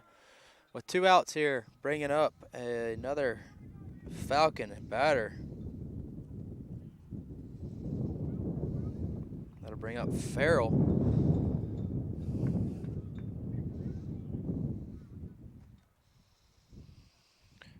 Which is not Farrell anymore due to the injury, the center fielder. It's actually Welker up to bat, number 2.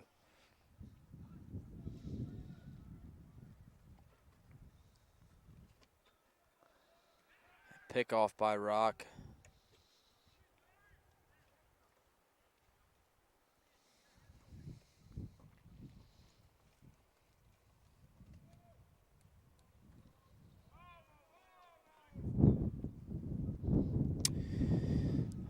Wow, and a very closely uncalled strike there for Giles for a ball. And that being a strike for that next pitch for Giles to answer back to.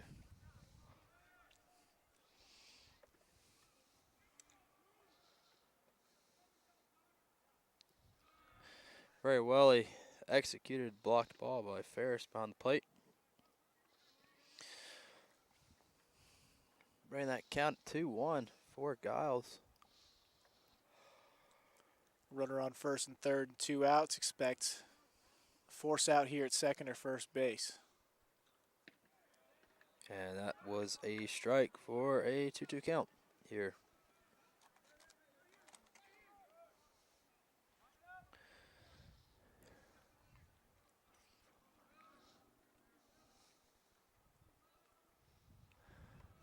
And that brings up a full count here, ladies and gentlemen.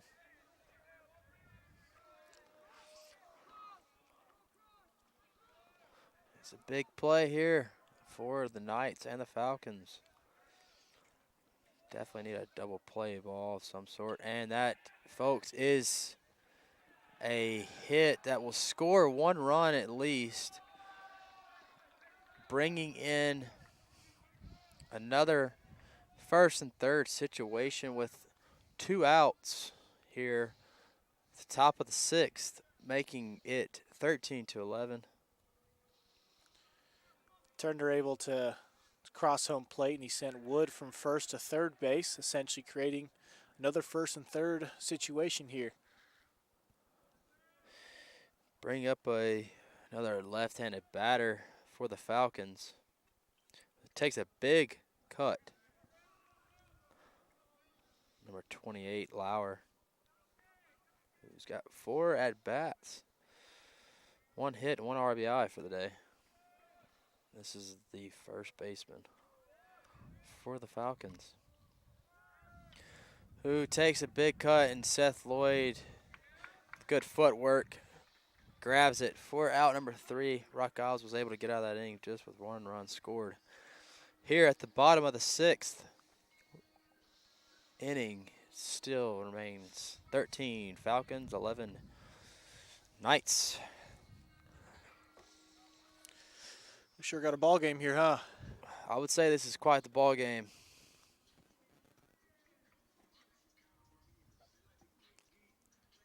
Do you watch much baseball outside of playing it?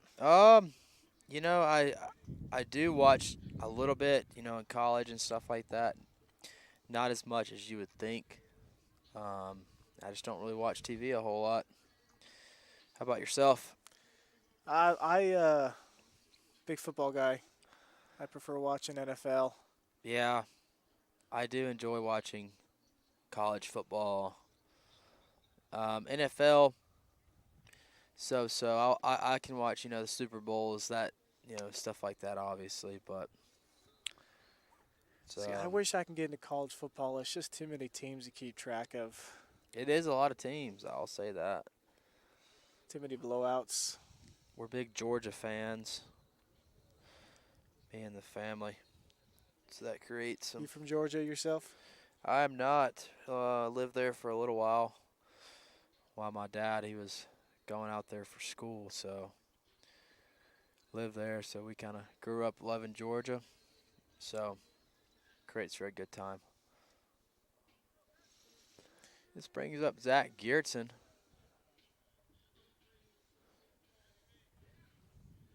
With a interesting choice of walk-up song.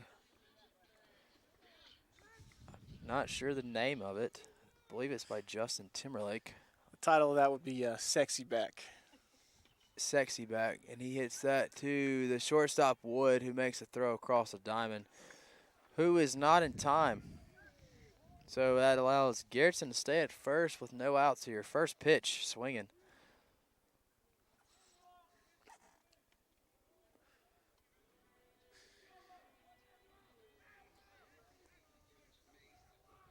We got Stockton Hall up to bat, Another good hitter for the Knights up. And that ball is fouled straight back into the parking lot of Perry McCord High School, creating for that count to be an 0-1. Good start by the pitcher for the Falcons and a pickoff to first, leaving Geertsen safe at first base.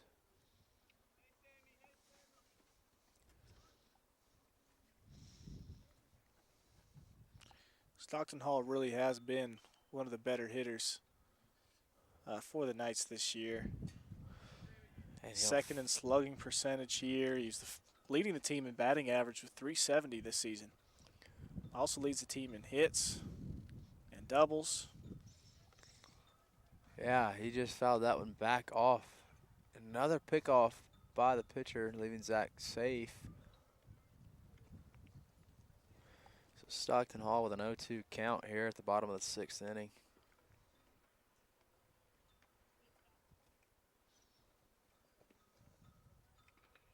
And he fouls that ball off towards the Knight dugout as Brady Stillman sprints down the left field line to get that foul ball. It's a great effort from Stillman. Great effort from Stillman. Another pickoff to get Geertsen.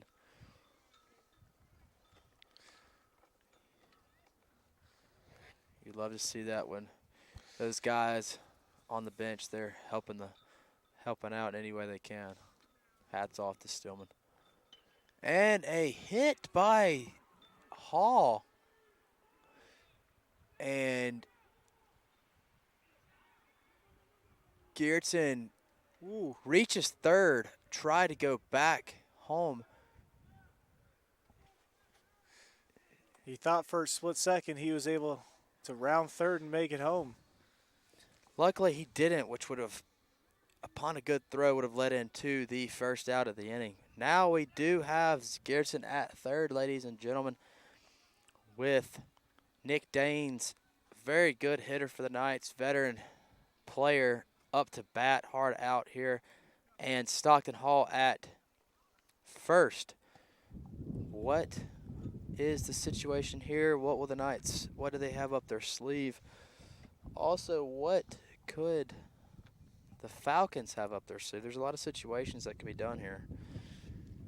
Yeah, unfortunately for the Knights, Stockton Hall isn't your fastest player by any means, so not necessarily someone that you want to throw in a pickle situation or anything of that sort for first and third, but certainly could cause some chaos here with no outs on the board. And, you know, we need 2 runs to tie this ball game up, folks. For those of you who are watching, it is 13 Falcons, 11 Knights, and it looks like we may have a pitching change among us. Yes, as 37 exits his way off the mound.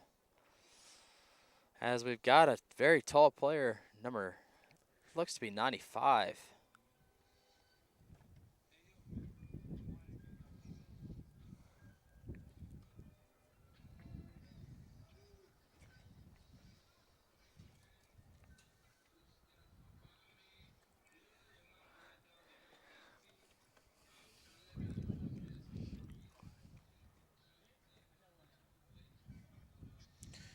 I believe it's 85. 85. Let's see. Similar, looks similar from a distance.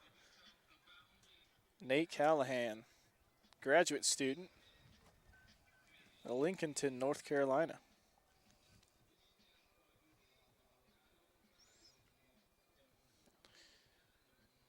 My partner here was right. He is a tall specimen here at 6'3".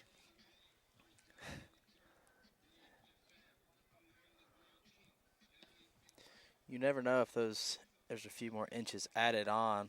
You never know. I added an inch to my bio for football, so. Yeah, see, I don't know if I did or not. Yeah. Which I'm pushing 6 foot on a good day. Bad day, I'm 5'10" and a half, 5'11". Depends on what shoes I have on also.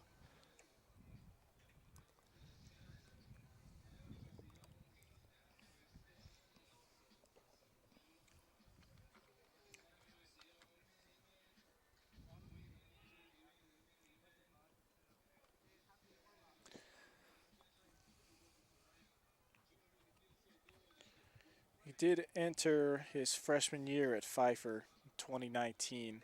His first season with Pfeiffer Athletics. 2020. I do believe, if I'm not mistaken, that he might be playing his 5th season here. That's on account of COVID-19 pandemic. Interesting. Yeah, so I was in high school and he was here at Pfeiffer. Yeah, that's crazy.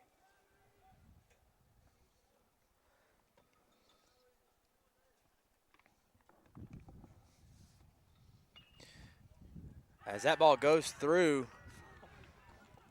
Stockton Hall is going to third. He is safe at third. Nick Danes stays at second, sliding in, scoring a run. And just like that, like a snap of a finger, folks, it is 13 Falcons and 12 Knights with Mitch Smith up to bat. Up to bat. Very good hitter here. He needs to come through and also Marcelino Leonardo Jr. is on deck for the Knights. As he takes a high fastball for ball 1 here. I mean, the drama just keeps getting higher and higher. Big cut by Mitch Smith. As the Falcons are looking to really just get a few outs here to get out of this inning. As he comes back to Smith with another strike.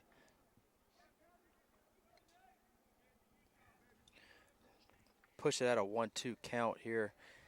Callahan seems to have a lot of velocity on his ball as the catcher puts on a clinic of blocking for the Falcons, keeping Stockton Hall stayed put at third.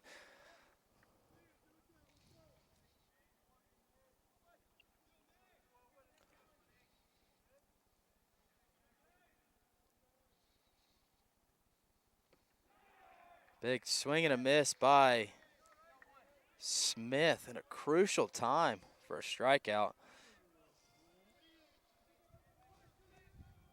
And this brings up Marcelino Leonardo Jr., who's having a great day at the plate, putting on a clinic for most hitters. We got 1 out, folks.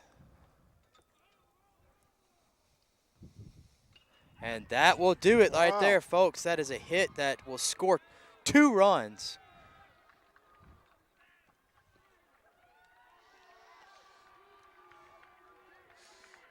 Just like his walk-up song just said, Marcy's on fire today.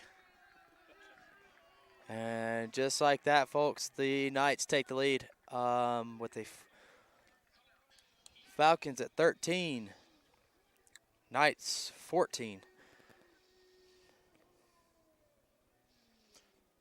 Marcelino Leonardo Jr. now with 3 hits, 4 at-bats, and 7 RBIs. And it's a ball 1 from Callahan.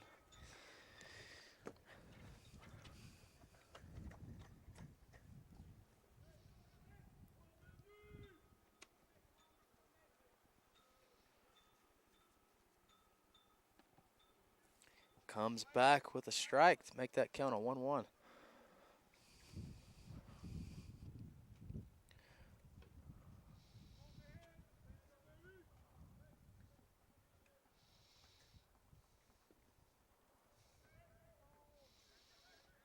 Benji takes another ball. That's a 2-1 count.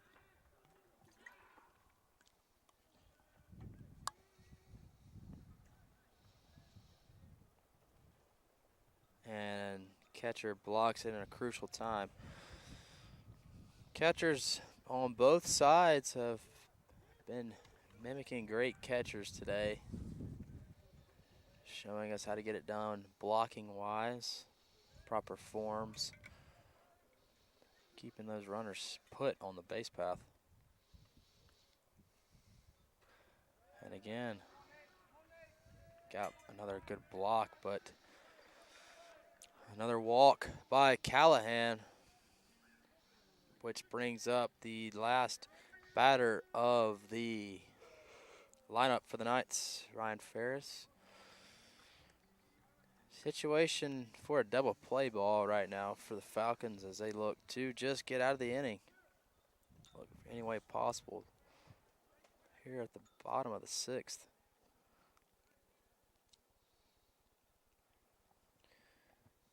As Ferris takes a big swing and would appear to hit the glove of the catcher and bounce out. Not sure if it was hit off the bat or what. But that allows the runners to move. Marcy at third, Horsley at second, with Ferris up to bat. Big at bat here for the Knights as they could extend the lead. Important pitches for Callahan.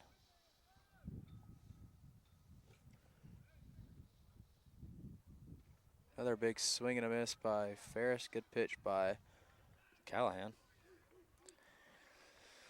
And it looks like Falcons are in for the play at home, or to keep those runners put.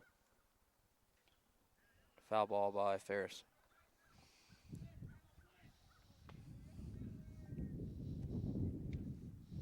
Knights in great position here. Only one out. Runners on second and third. Though we now are at a 0-2 count for Ferris. And that right there, right back to number 22, Wood, the shortstop. Looked as if he may have bobbled the ball or some deal to not have the play at home, which scored another run, making that lead to 2. Knights having 15 and Falcons at 13. Leonardo Jr. had no hesitation when that ball was hit on the ground. He took off immediately, not giving the third baseman any chance to make That a is home very play at true. home.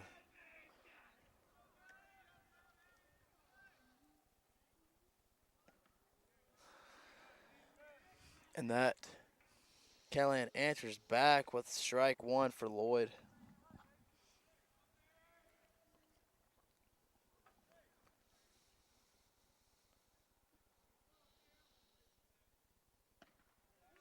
An outside ball, creating that count at 1-1 for Lloyd. And again, we see that beautiful till bat he is using.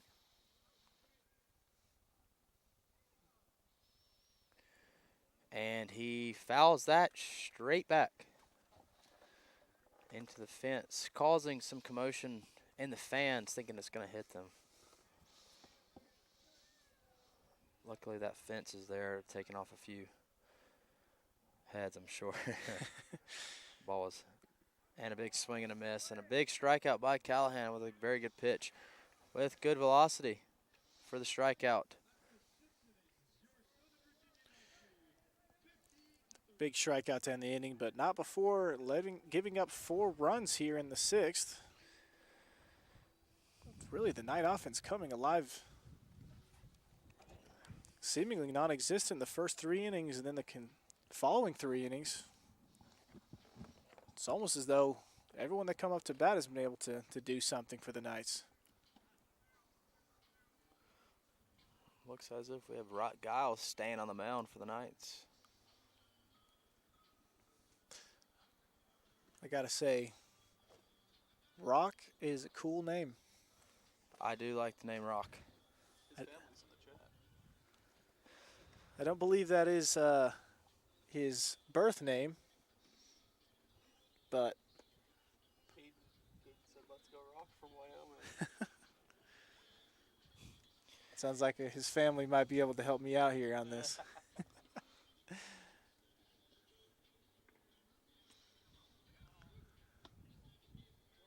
Funny enough, I have another friend at this school named Stone. Stone And Robinson. do you know? Yeah. And I remembered his name because I remembered Rock's name first. I'm like, it's not Rock. Oh, but it is Stone. They actually both commentate from time to time. Oh, really? I don't know if they've done a game together, but I've always wanted to call it Rock and Stone's Power Hour. Rock and Stone's Power Hour. That'd be nice. You just need another commentator named A Hard Place. Between a rock stone and a hard place. There it is. That's funny. All right, ladies and gentlemen, Rock Giles. That first pitch strike. Bringing that count at 0-1.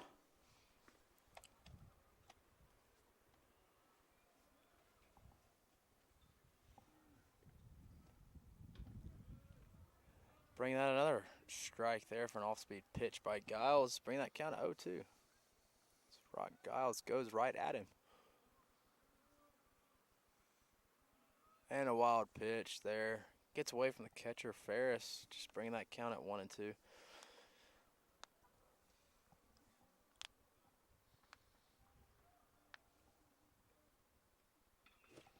And a swing and a hit to Marcelino as he throws across the diamond as the runner is safe. It's a quick burst from home to first. Very fast runner. I will say the throw from Marcy was a pretty far throw. He read the hop a little late, it seemed. I had to wait on it a little bit longer than anticipated, and the runner took advantage for the Falcons. And a hit. Seems as if Lloyd is under it.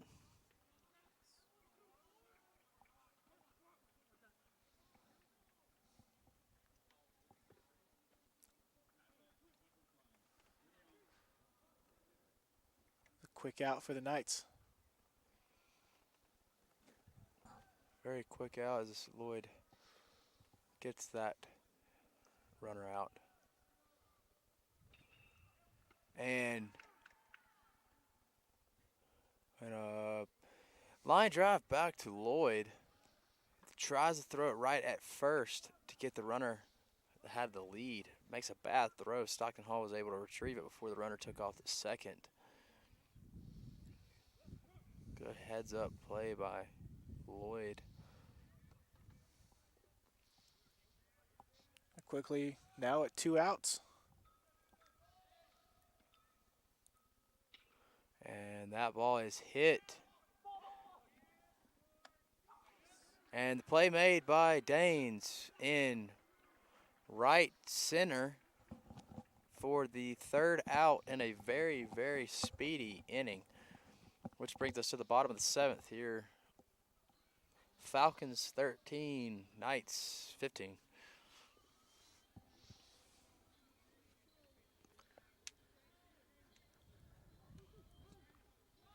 Very efficient inning for the Knights defense. Very efficient. Falcons able to put a bat on the ball. All 3 outs, but defense there every time. As we move on now to bottom of the 7th.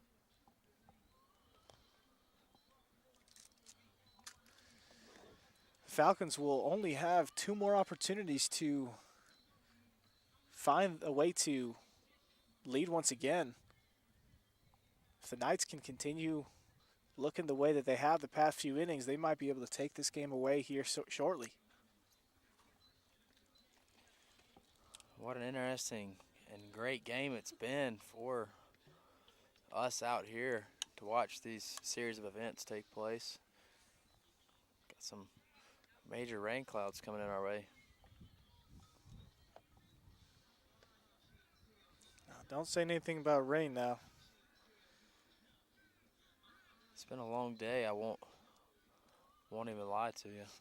2 games. We started here. First game was at 12.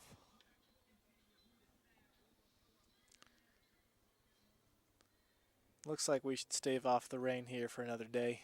Fingers crossed. We've had so many bad weekends of weather in Buena Vista the past couple months. Oh, I agree. Seemed as though every time Saturday came around, the rain clouds decided to come into town. Brings up Ty Martinez. Up to bat for the Knights here. Number 2 batter. Against the same pitcher, Callahan, from last inning. That brings up ball 1 for Martinez.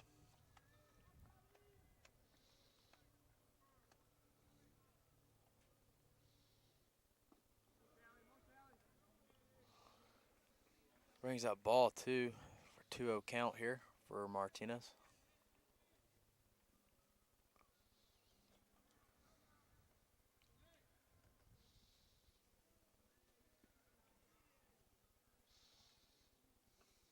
And that ball is hit fairly well. Looks to be a pop-up. Looks to be the right fielder is under it for out number 1 of the inning.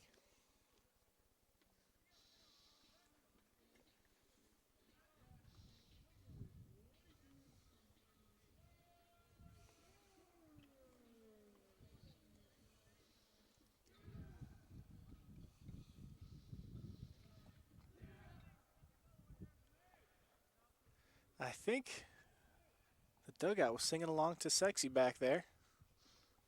That's what it seemed to be. I heard some yelling over there. Could have been something else. I'm not quite sure. Love to see the dugout get into it, though. Big cut from Geertsen as the count is 0-2 as of the moment, with nobody on, 1 out. And Callahan comes in with a ball.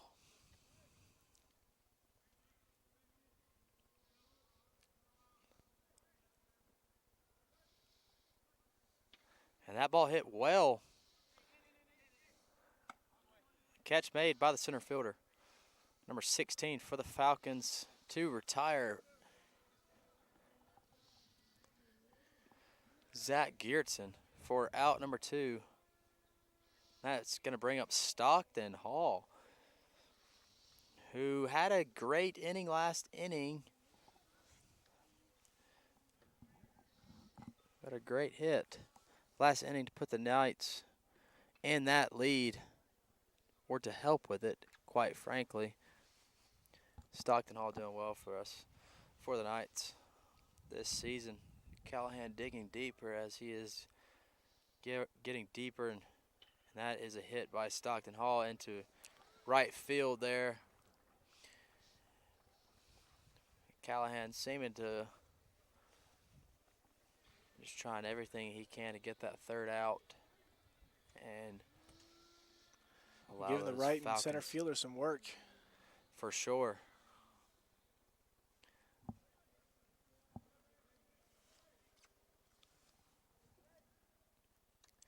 And that is a hit by Danes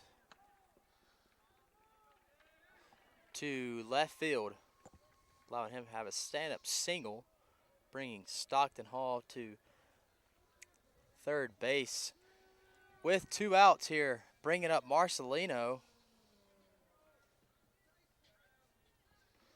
Take that back.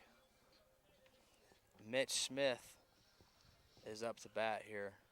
They look pretty similar. So. They do. Mitch Smith last at bat, I believe, had a strikeout. Callahan comes in low for ball 1. Seems as if we have a few fans coming in the outfield now to join the club here. It's a great view out here. As a pass ball gets by, and we score Stockton Hall to go up 16-13 with a 3-run lead now for the Knights. What an untimely pitch there by Callahan, giving them An extra unearned run there to extend the lead to 3. Callahan seems like he has not been able to settle in like he has done in the past here. For the Falcons, there's still a lot of baseball to be played.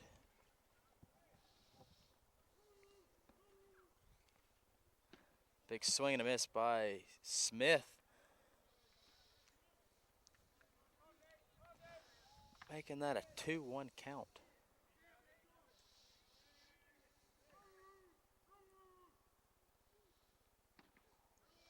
I think I hear a dog in the stands.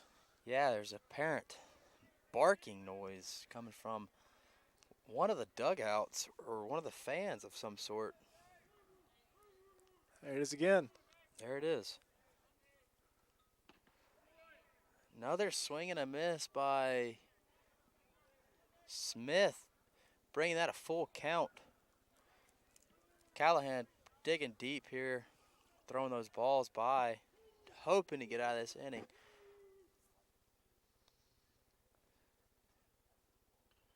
And that pitch was fouled straight back by Smith. Leaving that count still full. 3-2 count here with 2 outs, ladies and gentlemen.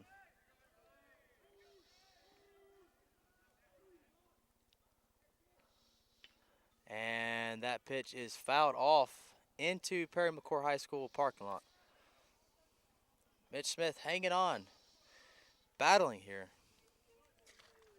hoping to score Nick Daines, who is at second here. Pitch on her way soon. And that is another foul ball down the left field line. And that Landon Lewis running down the left field line, helping the SVU Knights out. Shout out Landon Lewis, and if his family is watching, he's putting in the work, getting that foul ball.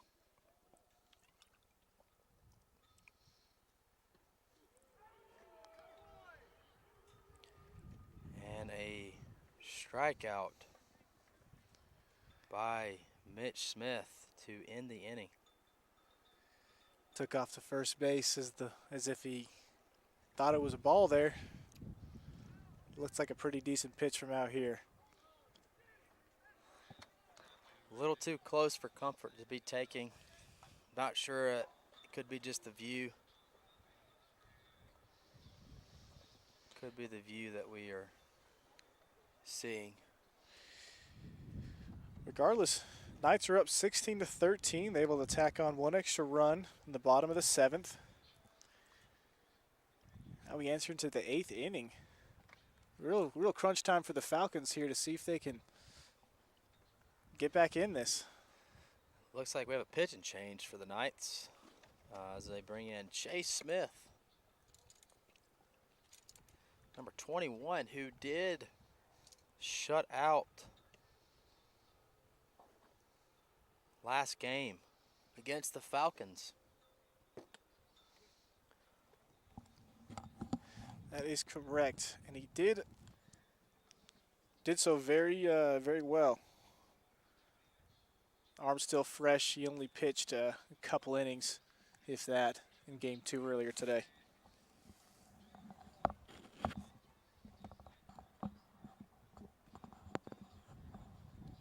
Hey, Jackson, y'all staying for the rest of the game?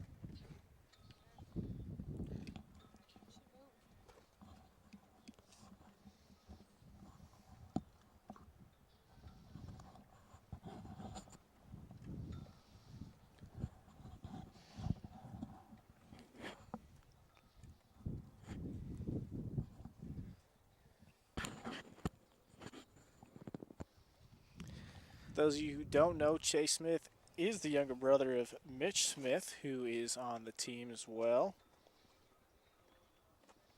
And his father actually did play for Coach Schlegelmilk.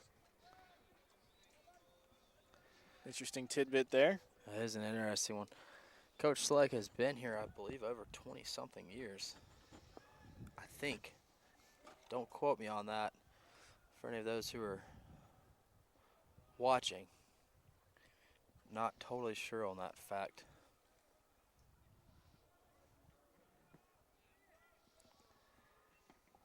As Chase Smith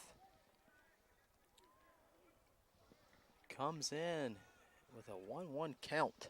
Just answers back with a strike. Inside ball, creating that to be a 2-1 count for Chase Smith. Here at the top of the 8th. Another swing and a miss. 2-2 count here as Chase hopefully can retire this batter as he eagerly wants to get out of the inning. And very close outside pitch. Not really sure where that was.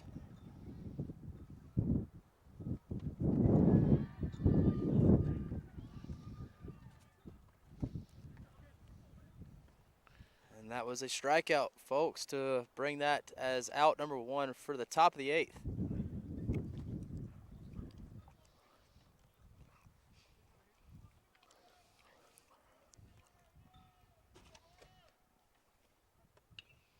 And that's a foul ball, bringing that a strike 1.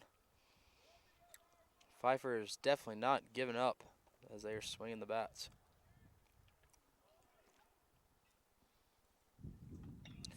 And that looks to be like it could be a hit. Yes, indeed, it's a hit. It is a hit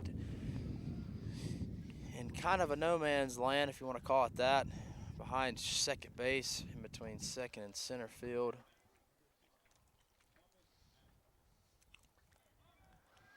Still got 1 out, folks. We're in a double play type situation for the Knights. I did double check on that Coach Schlegg fact check for you, and he has been here since 2001, so you would be correct in saying he's been here for over 20 years. Wow. I was born in 2001.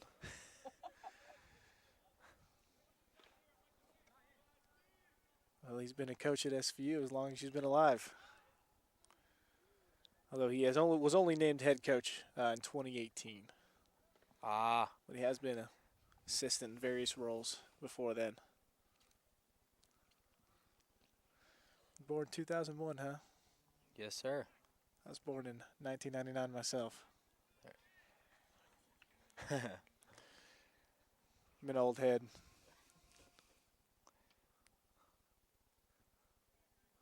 Looks as if we may have some action in both bullpens.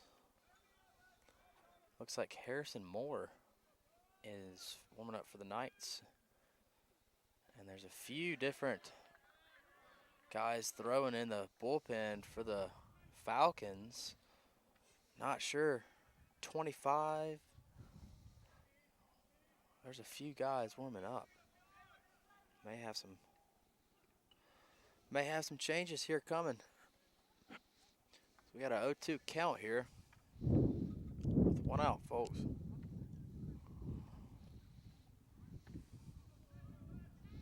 Chase Smith looking real nice here coming in to relieve. Yes, he is. Runners going. Foul ball. Attempted steal there.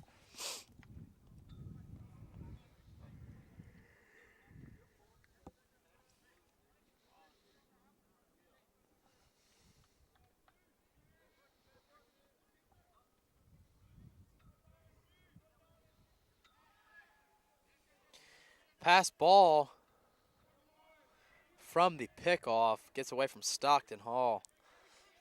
Runner is able to increase from first to second. Number 22, I believe that's Wood, the shortstop.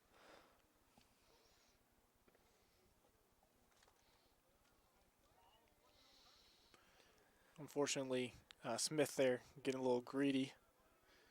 Threw the ball down in the dirt, allowing the base runner to get into scoring position with only 1 out on the board. Yes, that could lead in. And that is a pop-up. Looks to be Stockton's under it. Yes, Stockton Hall makes the catch for out number 2.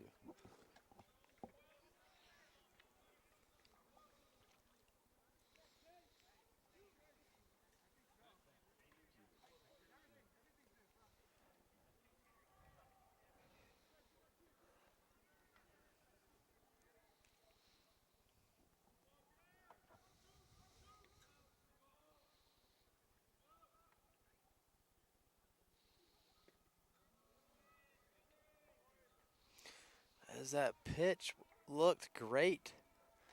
May have been a touch inside and high. It's ball 1. Or 1-0 count. Another ball, 2-0 count from Smith.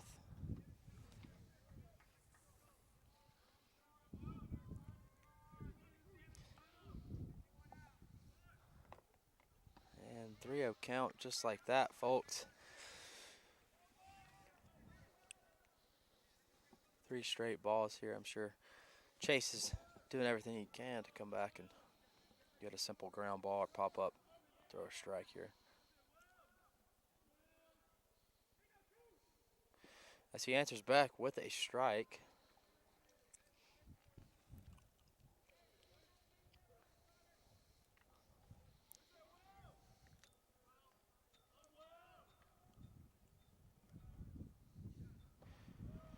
And that is a walk from Smith, as Falcons could be in a situation to get in a lead.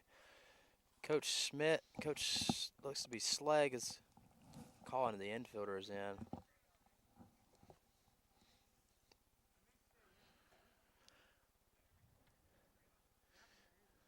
Quite a situation here for the Knight defense with runners on first and second, 2 outs here in the top of the 8th. They do have a force out at every bag, so if Chase is able to keep this ball in the infield, that could be crucial to end the inning without allowing the Falcons to add any extra runs on the board. I would agree, and we do have 2 outs. Takes 1 pitch for them to get out. If you think about it, it's a very good hitter. It's the first baseman who's up to bat right now, who's had a very good series. And just like that, a big, big hit, which will score 1, making this a 14-16 ball game.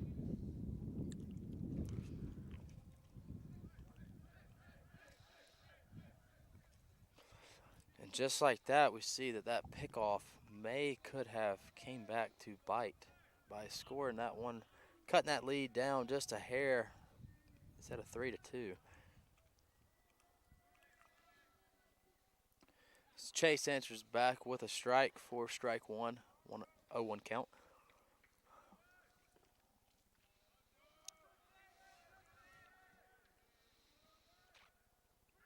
Runners going.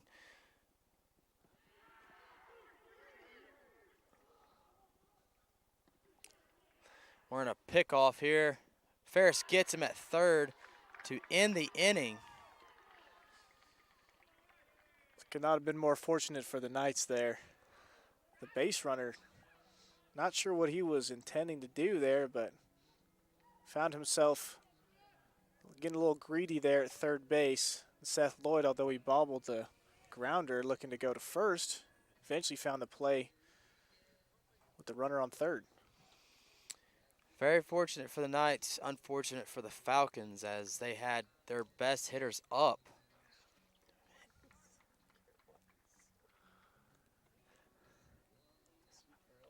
Their best hitters were up, and that was very, very unfortunate. They will have one more chance. Knights could really use some insurance runs here. Only now up by 2 after giving up 1 run there. Score is 16-14. Really high-scoring game, but Very high nothing scoring. the Knights haven't seen or participated in before.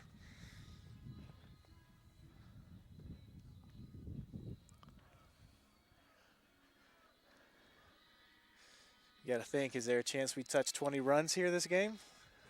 The way that the Knights is hitting the ball, I could definitely see it. It's all going to really ride on this inning right here. Seems as if Callahan may be dialing in more for the Knights, for the Falcons.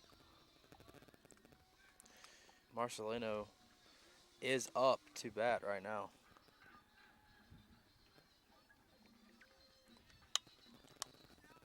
No one better than Marcy today, hoping to get things started off the bottom of the 8th.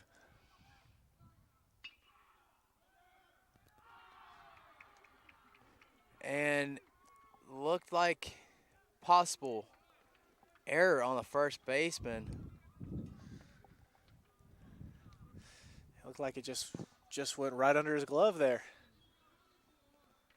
Allowing Marcy to reach first base, bringing up Benjamin Horsley.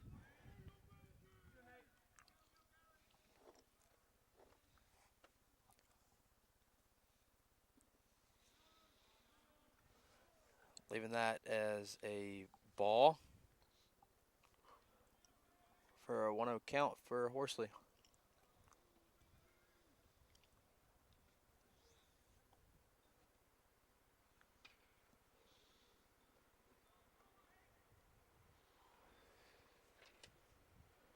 Ball was hit up the middle, fielded by the second baseman, tossed to the shortstop. It seemed Wood went to turn the double play, ball hand transfer, and it came out. Runner still out at second because it was on the transition, the transfer, leaving Horsley safe at first.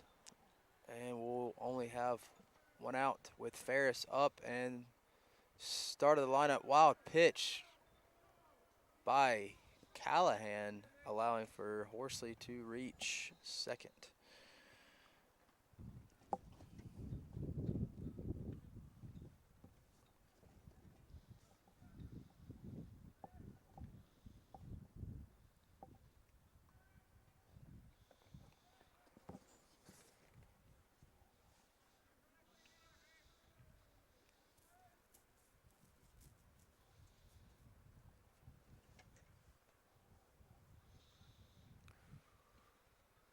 And Callahan enters back there with a strike.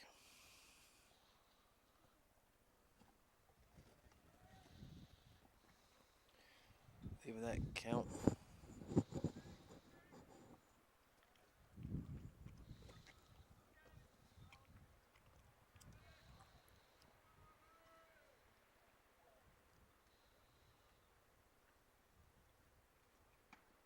Big swing and a miss by Ferris. That gives him 2 strikes, leaving that count at 1-2, I believe.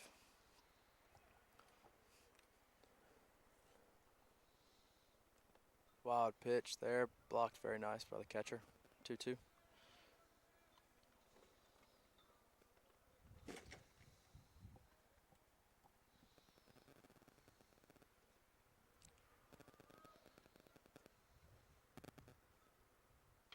And that'll be a hit up the middle, possibly scoring Horsley. They will send him. He is safe at home. And that lead going up 1. And you can see Horsley kicking into second gear there as he was rounding third. And this brings up the top of the order here.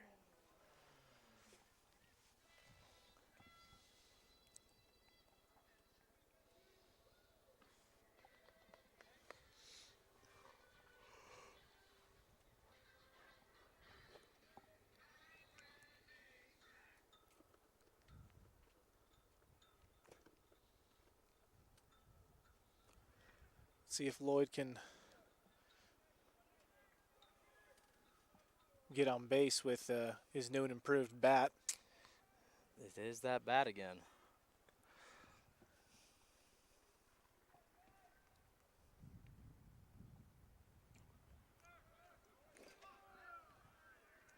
As Ferris steals second base, catcher didn't even attempt to make a throwdown. That's quite a jump. Definitely a jump. I'm not sure if it'd even be worth.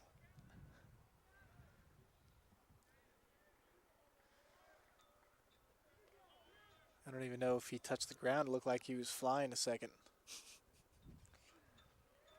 Wild pitch.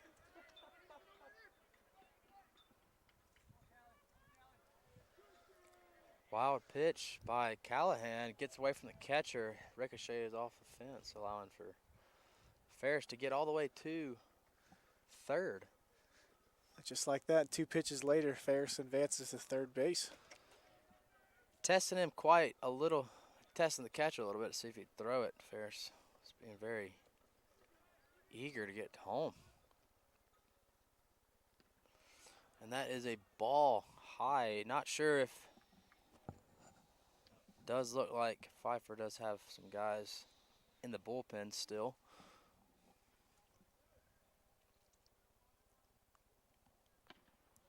He throws another ball there.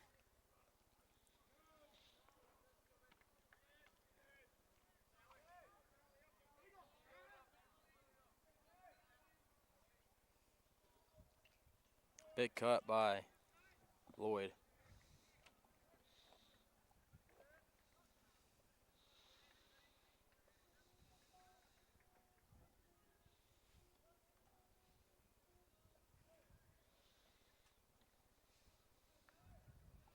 Pitch underway.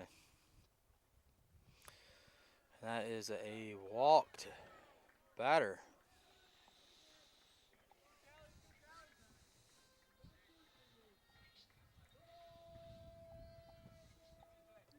That's another great situation to tack on an extra run or two. Brings up Ty Martinez, looking to bring in at least 1 RBI here. Make that lead to 4 rather than 3.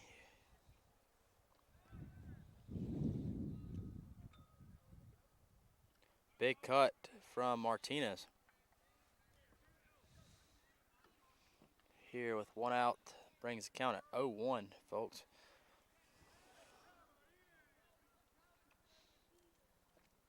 Low ball there, make the count 1-1.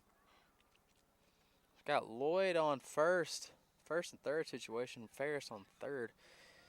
Could sneak us some different situations in here. Got 1 out if you really want to tack on a run there just to see what it would hold.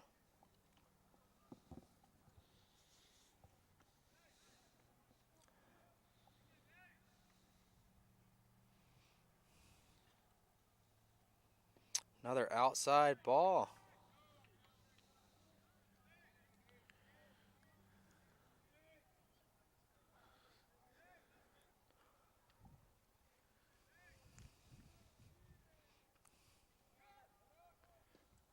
And Ty Martinez will reach first on a walk.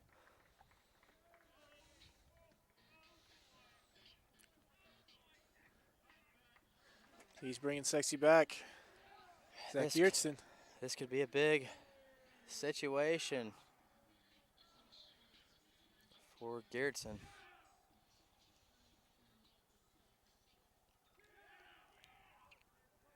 Bases loaded with 1 out.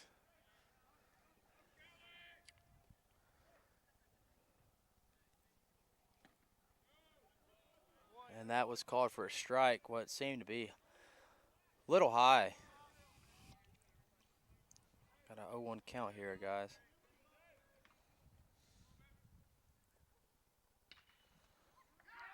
Hard hit ball, which will score 1 and 2.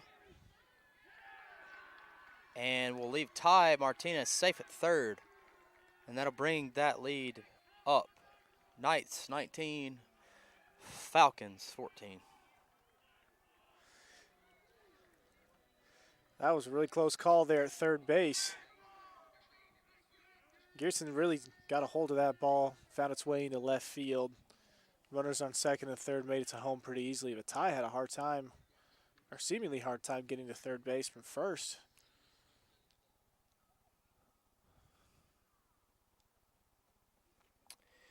And I believe that we're going to have a pitching change.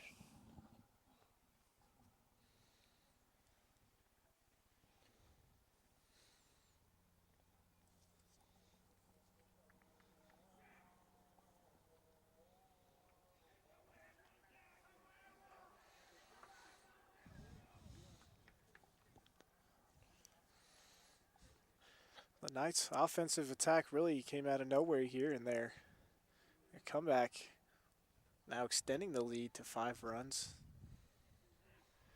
Down by Nothing short of impressive. down by a lot.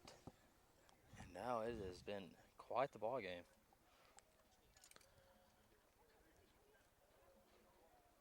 Like we were saying earlier, I mean, down by so much after 3 innings to somehow lock it in almost all phases of the game. Their pitching came much stronger there. Batting picked up.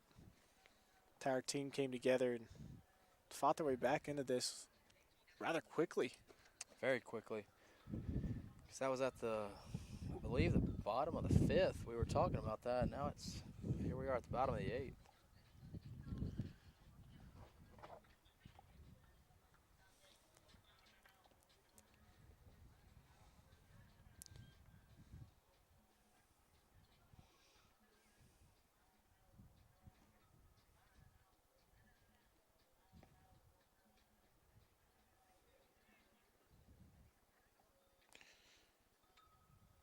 Now pitching for the Falcons is number 14, Nick Warrington. Left-handed pitcher, junior, out of Pasadena.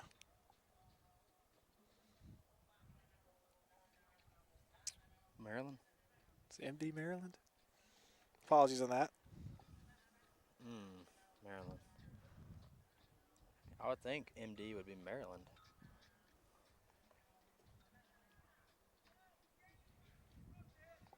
You're correct. Maryland. Maryland. Chesapeake. Apologies, Pasadena, Maryland. Interesting.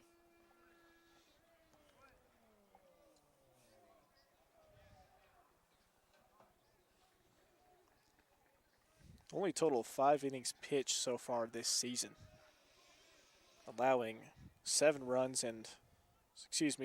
hits and 11 runs in his time this season. We're definitely getting down deep into their bullpen, it seems.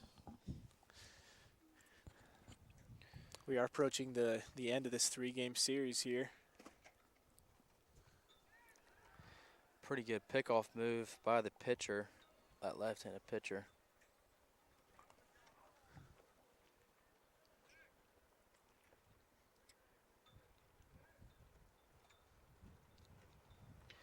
And that is ball is lifted up.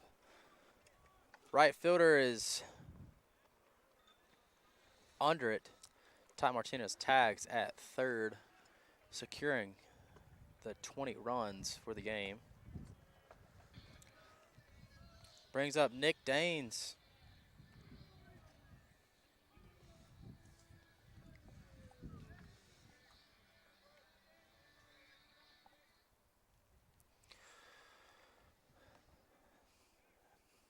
Falcons do have 2 outs.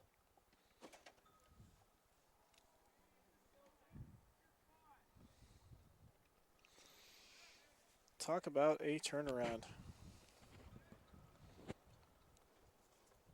Knights were down, as a reminder, 12-0 going into the bottom of the 4th. Now they hold a 6-run lead over the Falcons, 20-14.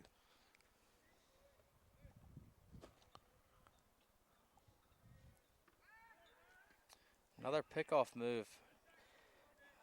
I believe that's the 6th pickoff move to attempt to get Garrettson.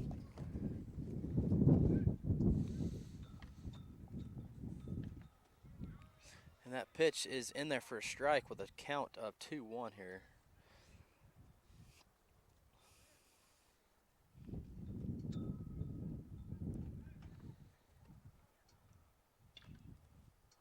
And that ball is hit through. Nick Daines is going to try and get 2. Cancel that. He stays at 1 as it brings Geertsen to third with 2 outs. Another first and third situation, bringing up Mitch Smith, who's due for a hit. Last 2 at-bats, has striking out.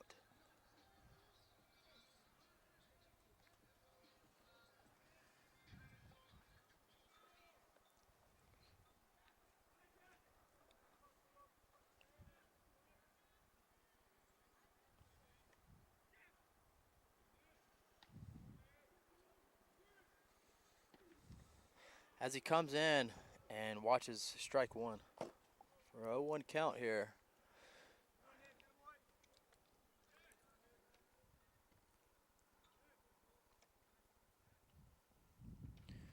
So he takes another hack, leaving that count at 0-2 here with 2 outs here. Bottom of the 8th. Score, Knights 20, Falcons 14.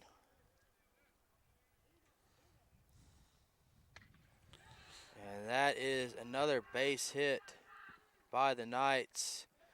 Scoring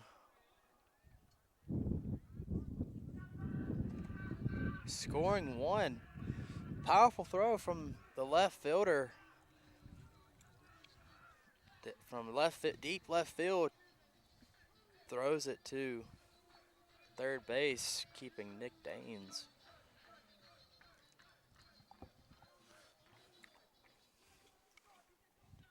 At second base. Now we got Mitch Smith at first, Nick Daines at second base. Got 2 outs with Marcelino up. As Marcy takes a big hack.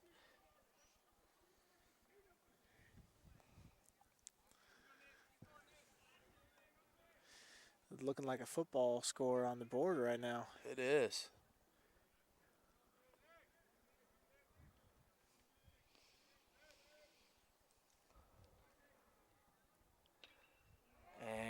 And that ball is popped up. Second baseman able to make that play to get the Falcons out of what ended up being a big inning for the Knights. And this will be the Pfeiffer Falcons' last chance to take that lead here at the top of the 9th. Chase Smith will take the mound once again for the Knights. Since the 4th inning, the Knights have scored a run in every inning. Scoring 3, 8, 4, 1, 5.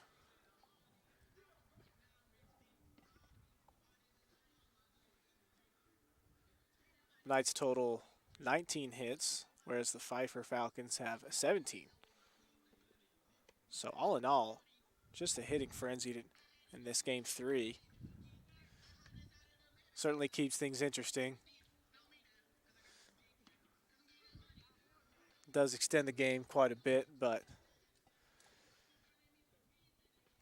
been a really entertaining and eventful game on both sides. For sure. As we are down to the final 3 outs.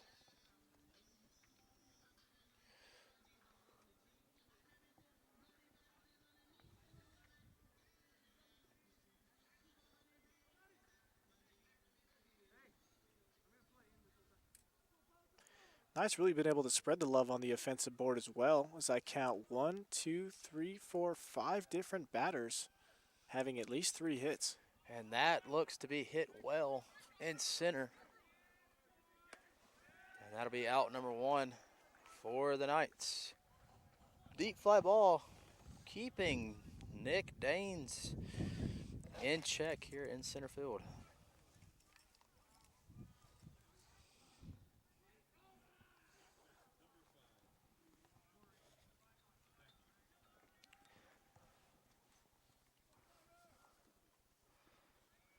That is a ball brought in from Smith. That another ball, 2-0 count here.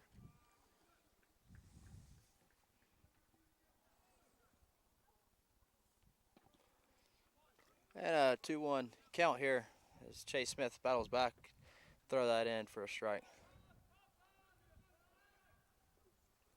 And another strike for a 2-2 count here as Smith is digging deep, hoping to, as that ball is popped up, looks to see Benji Horses is under it. And folks, we are down to the final out of the 3-game series, as the Pfeiffer Falcons are not giving up. They are still swinging the bats, showing they do have that heart still.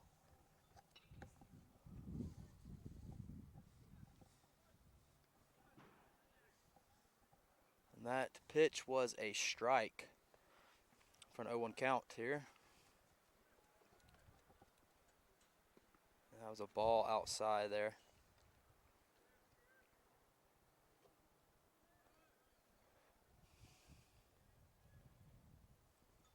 And another ball thrown in there by Smith for a 2-1 count here. 2 outs. Top of the 9th here.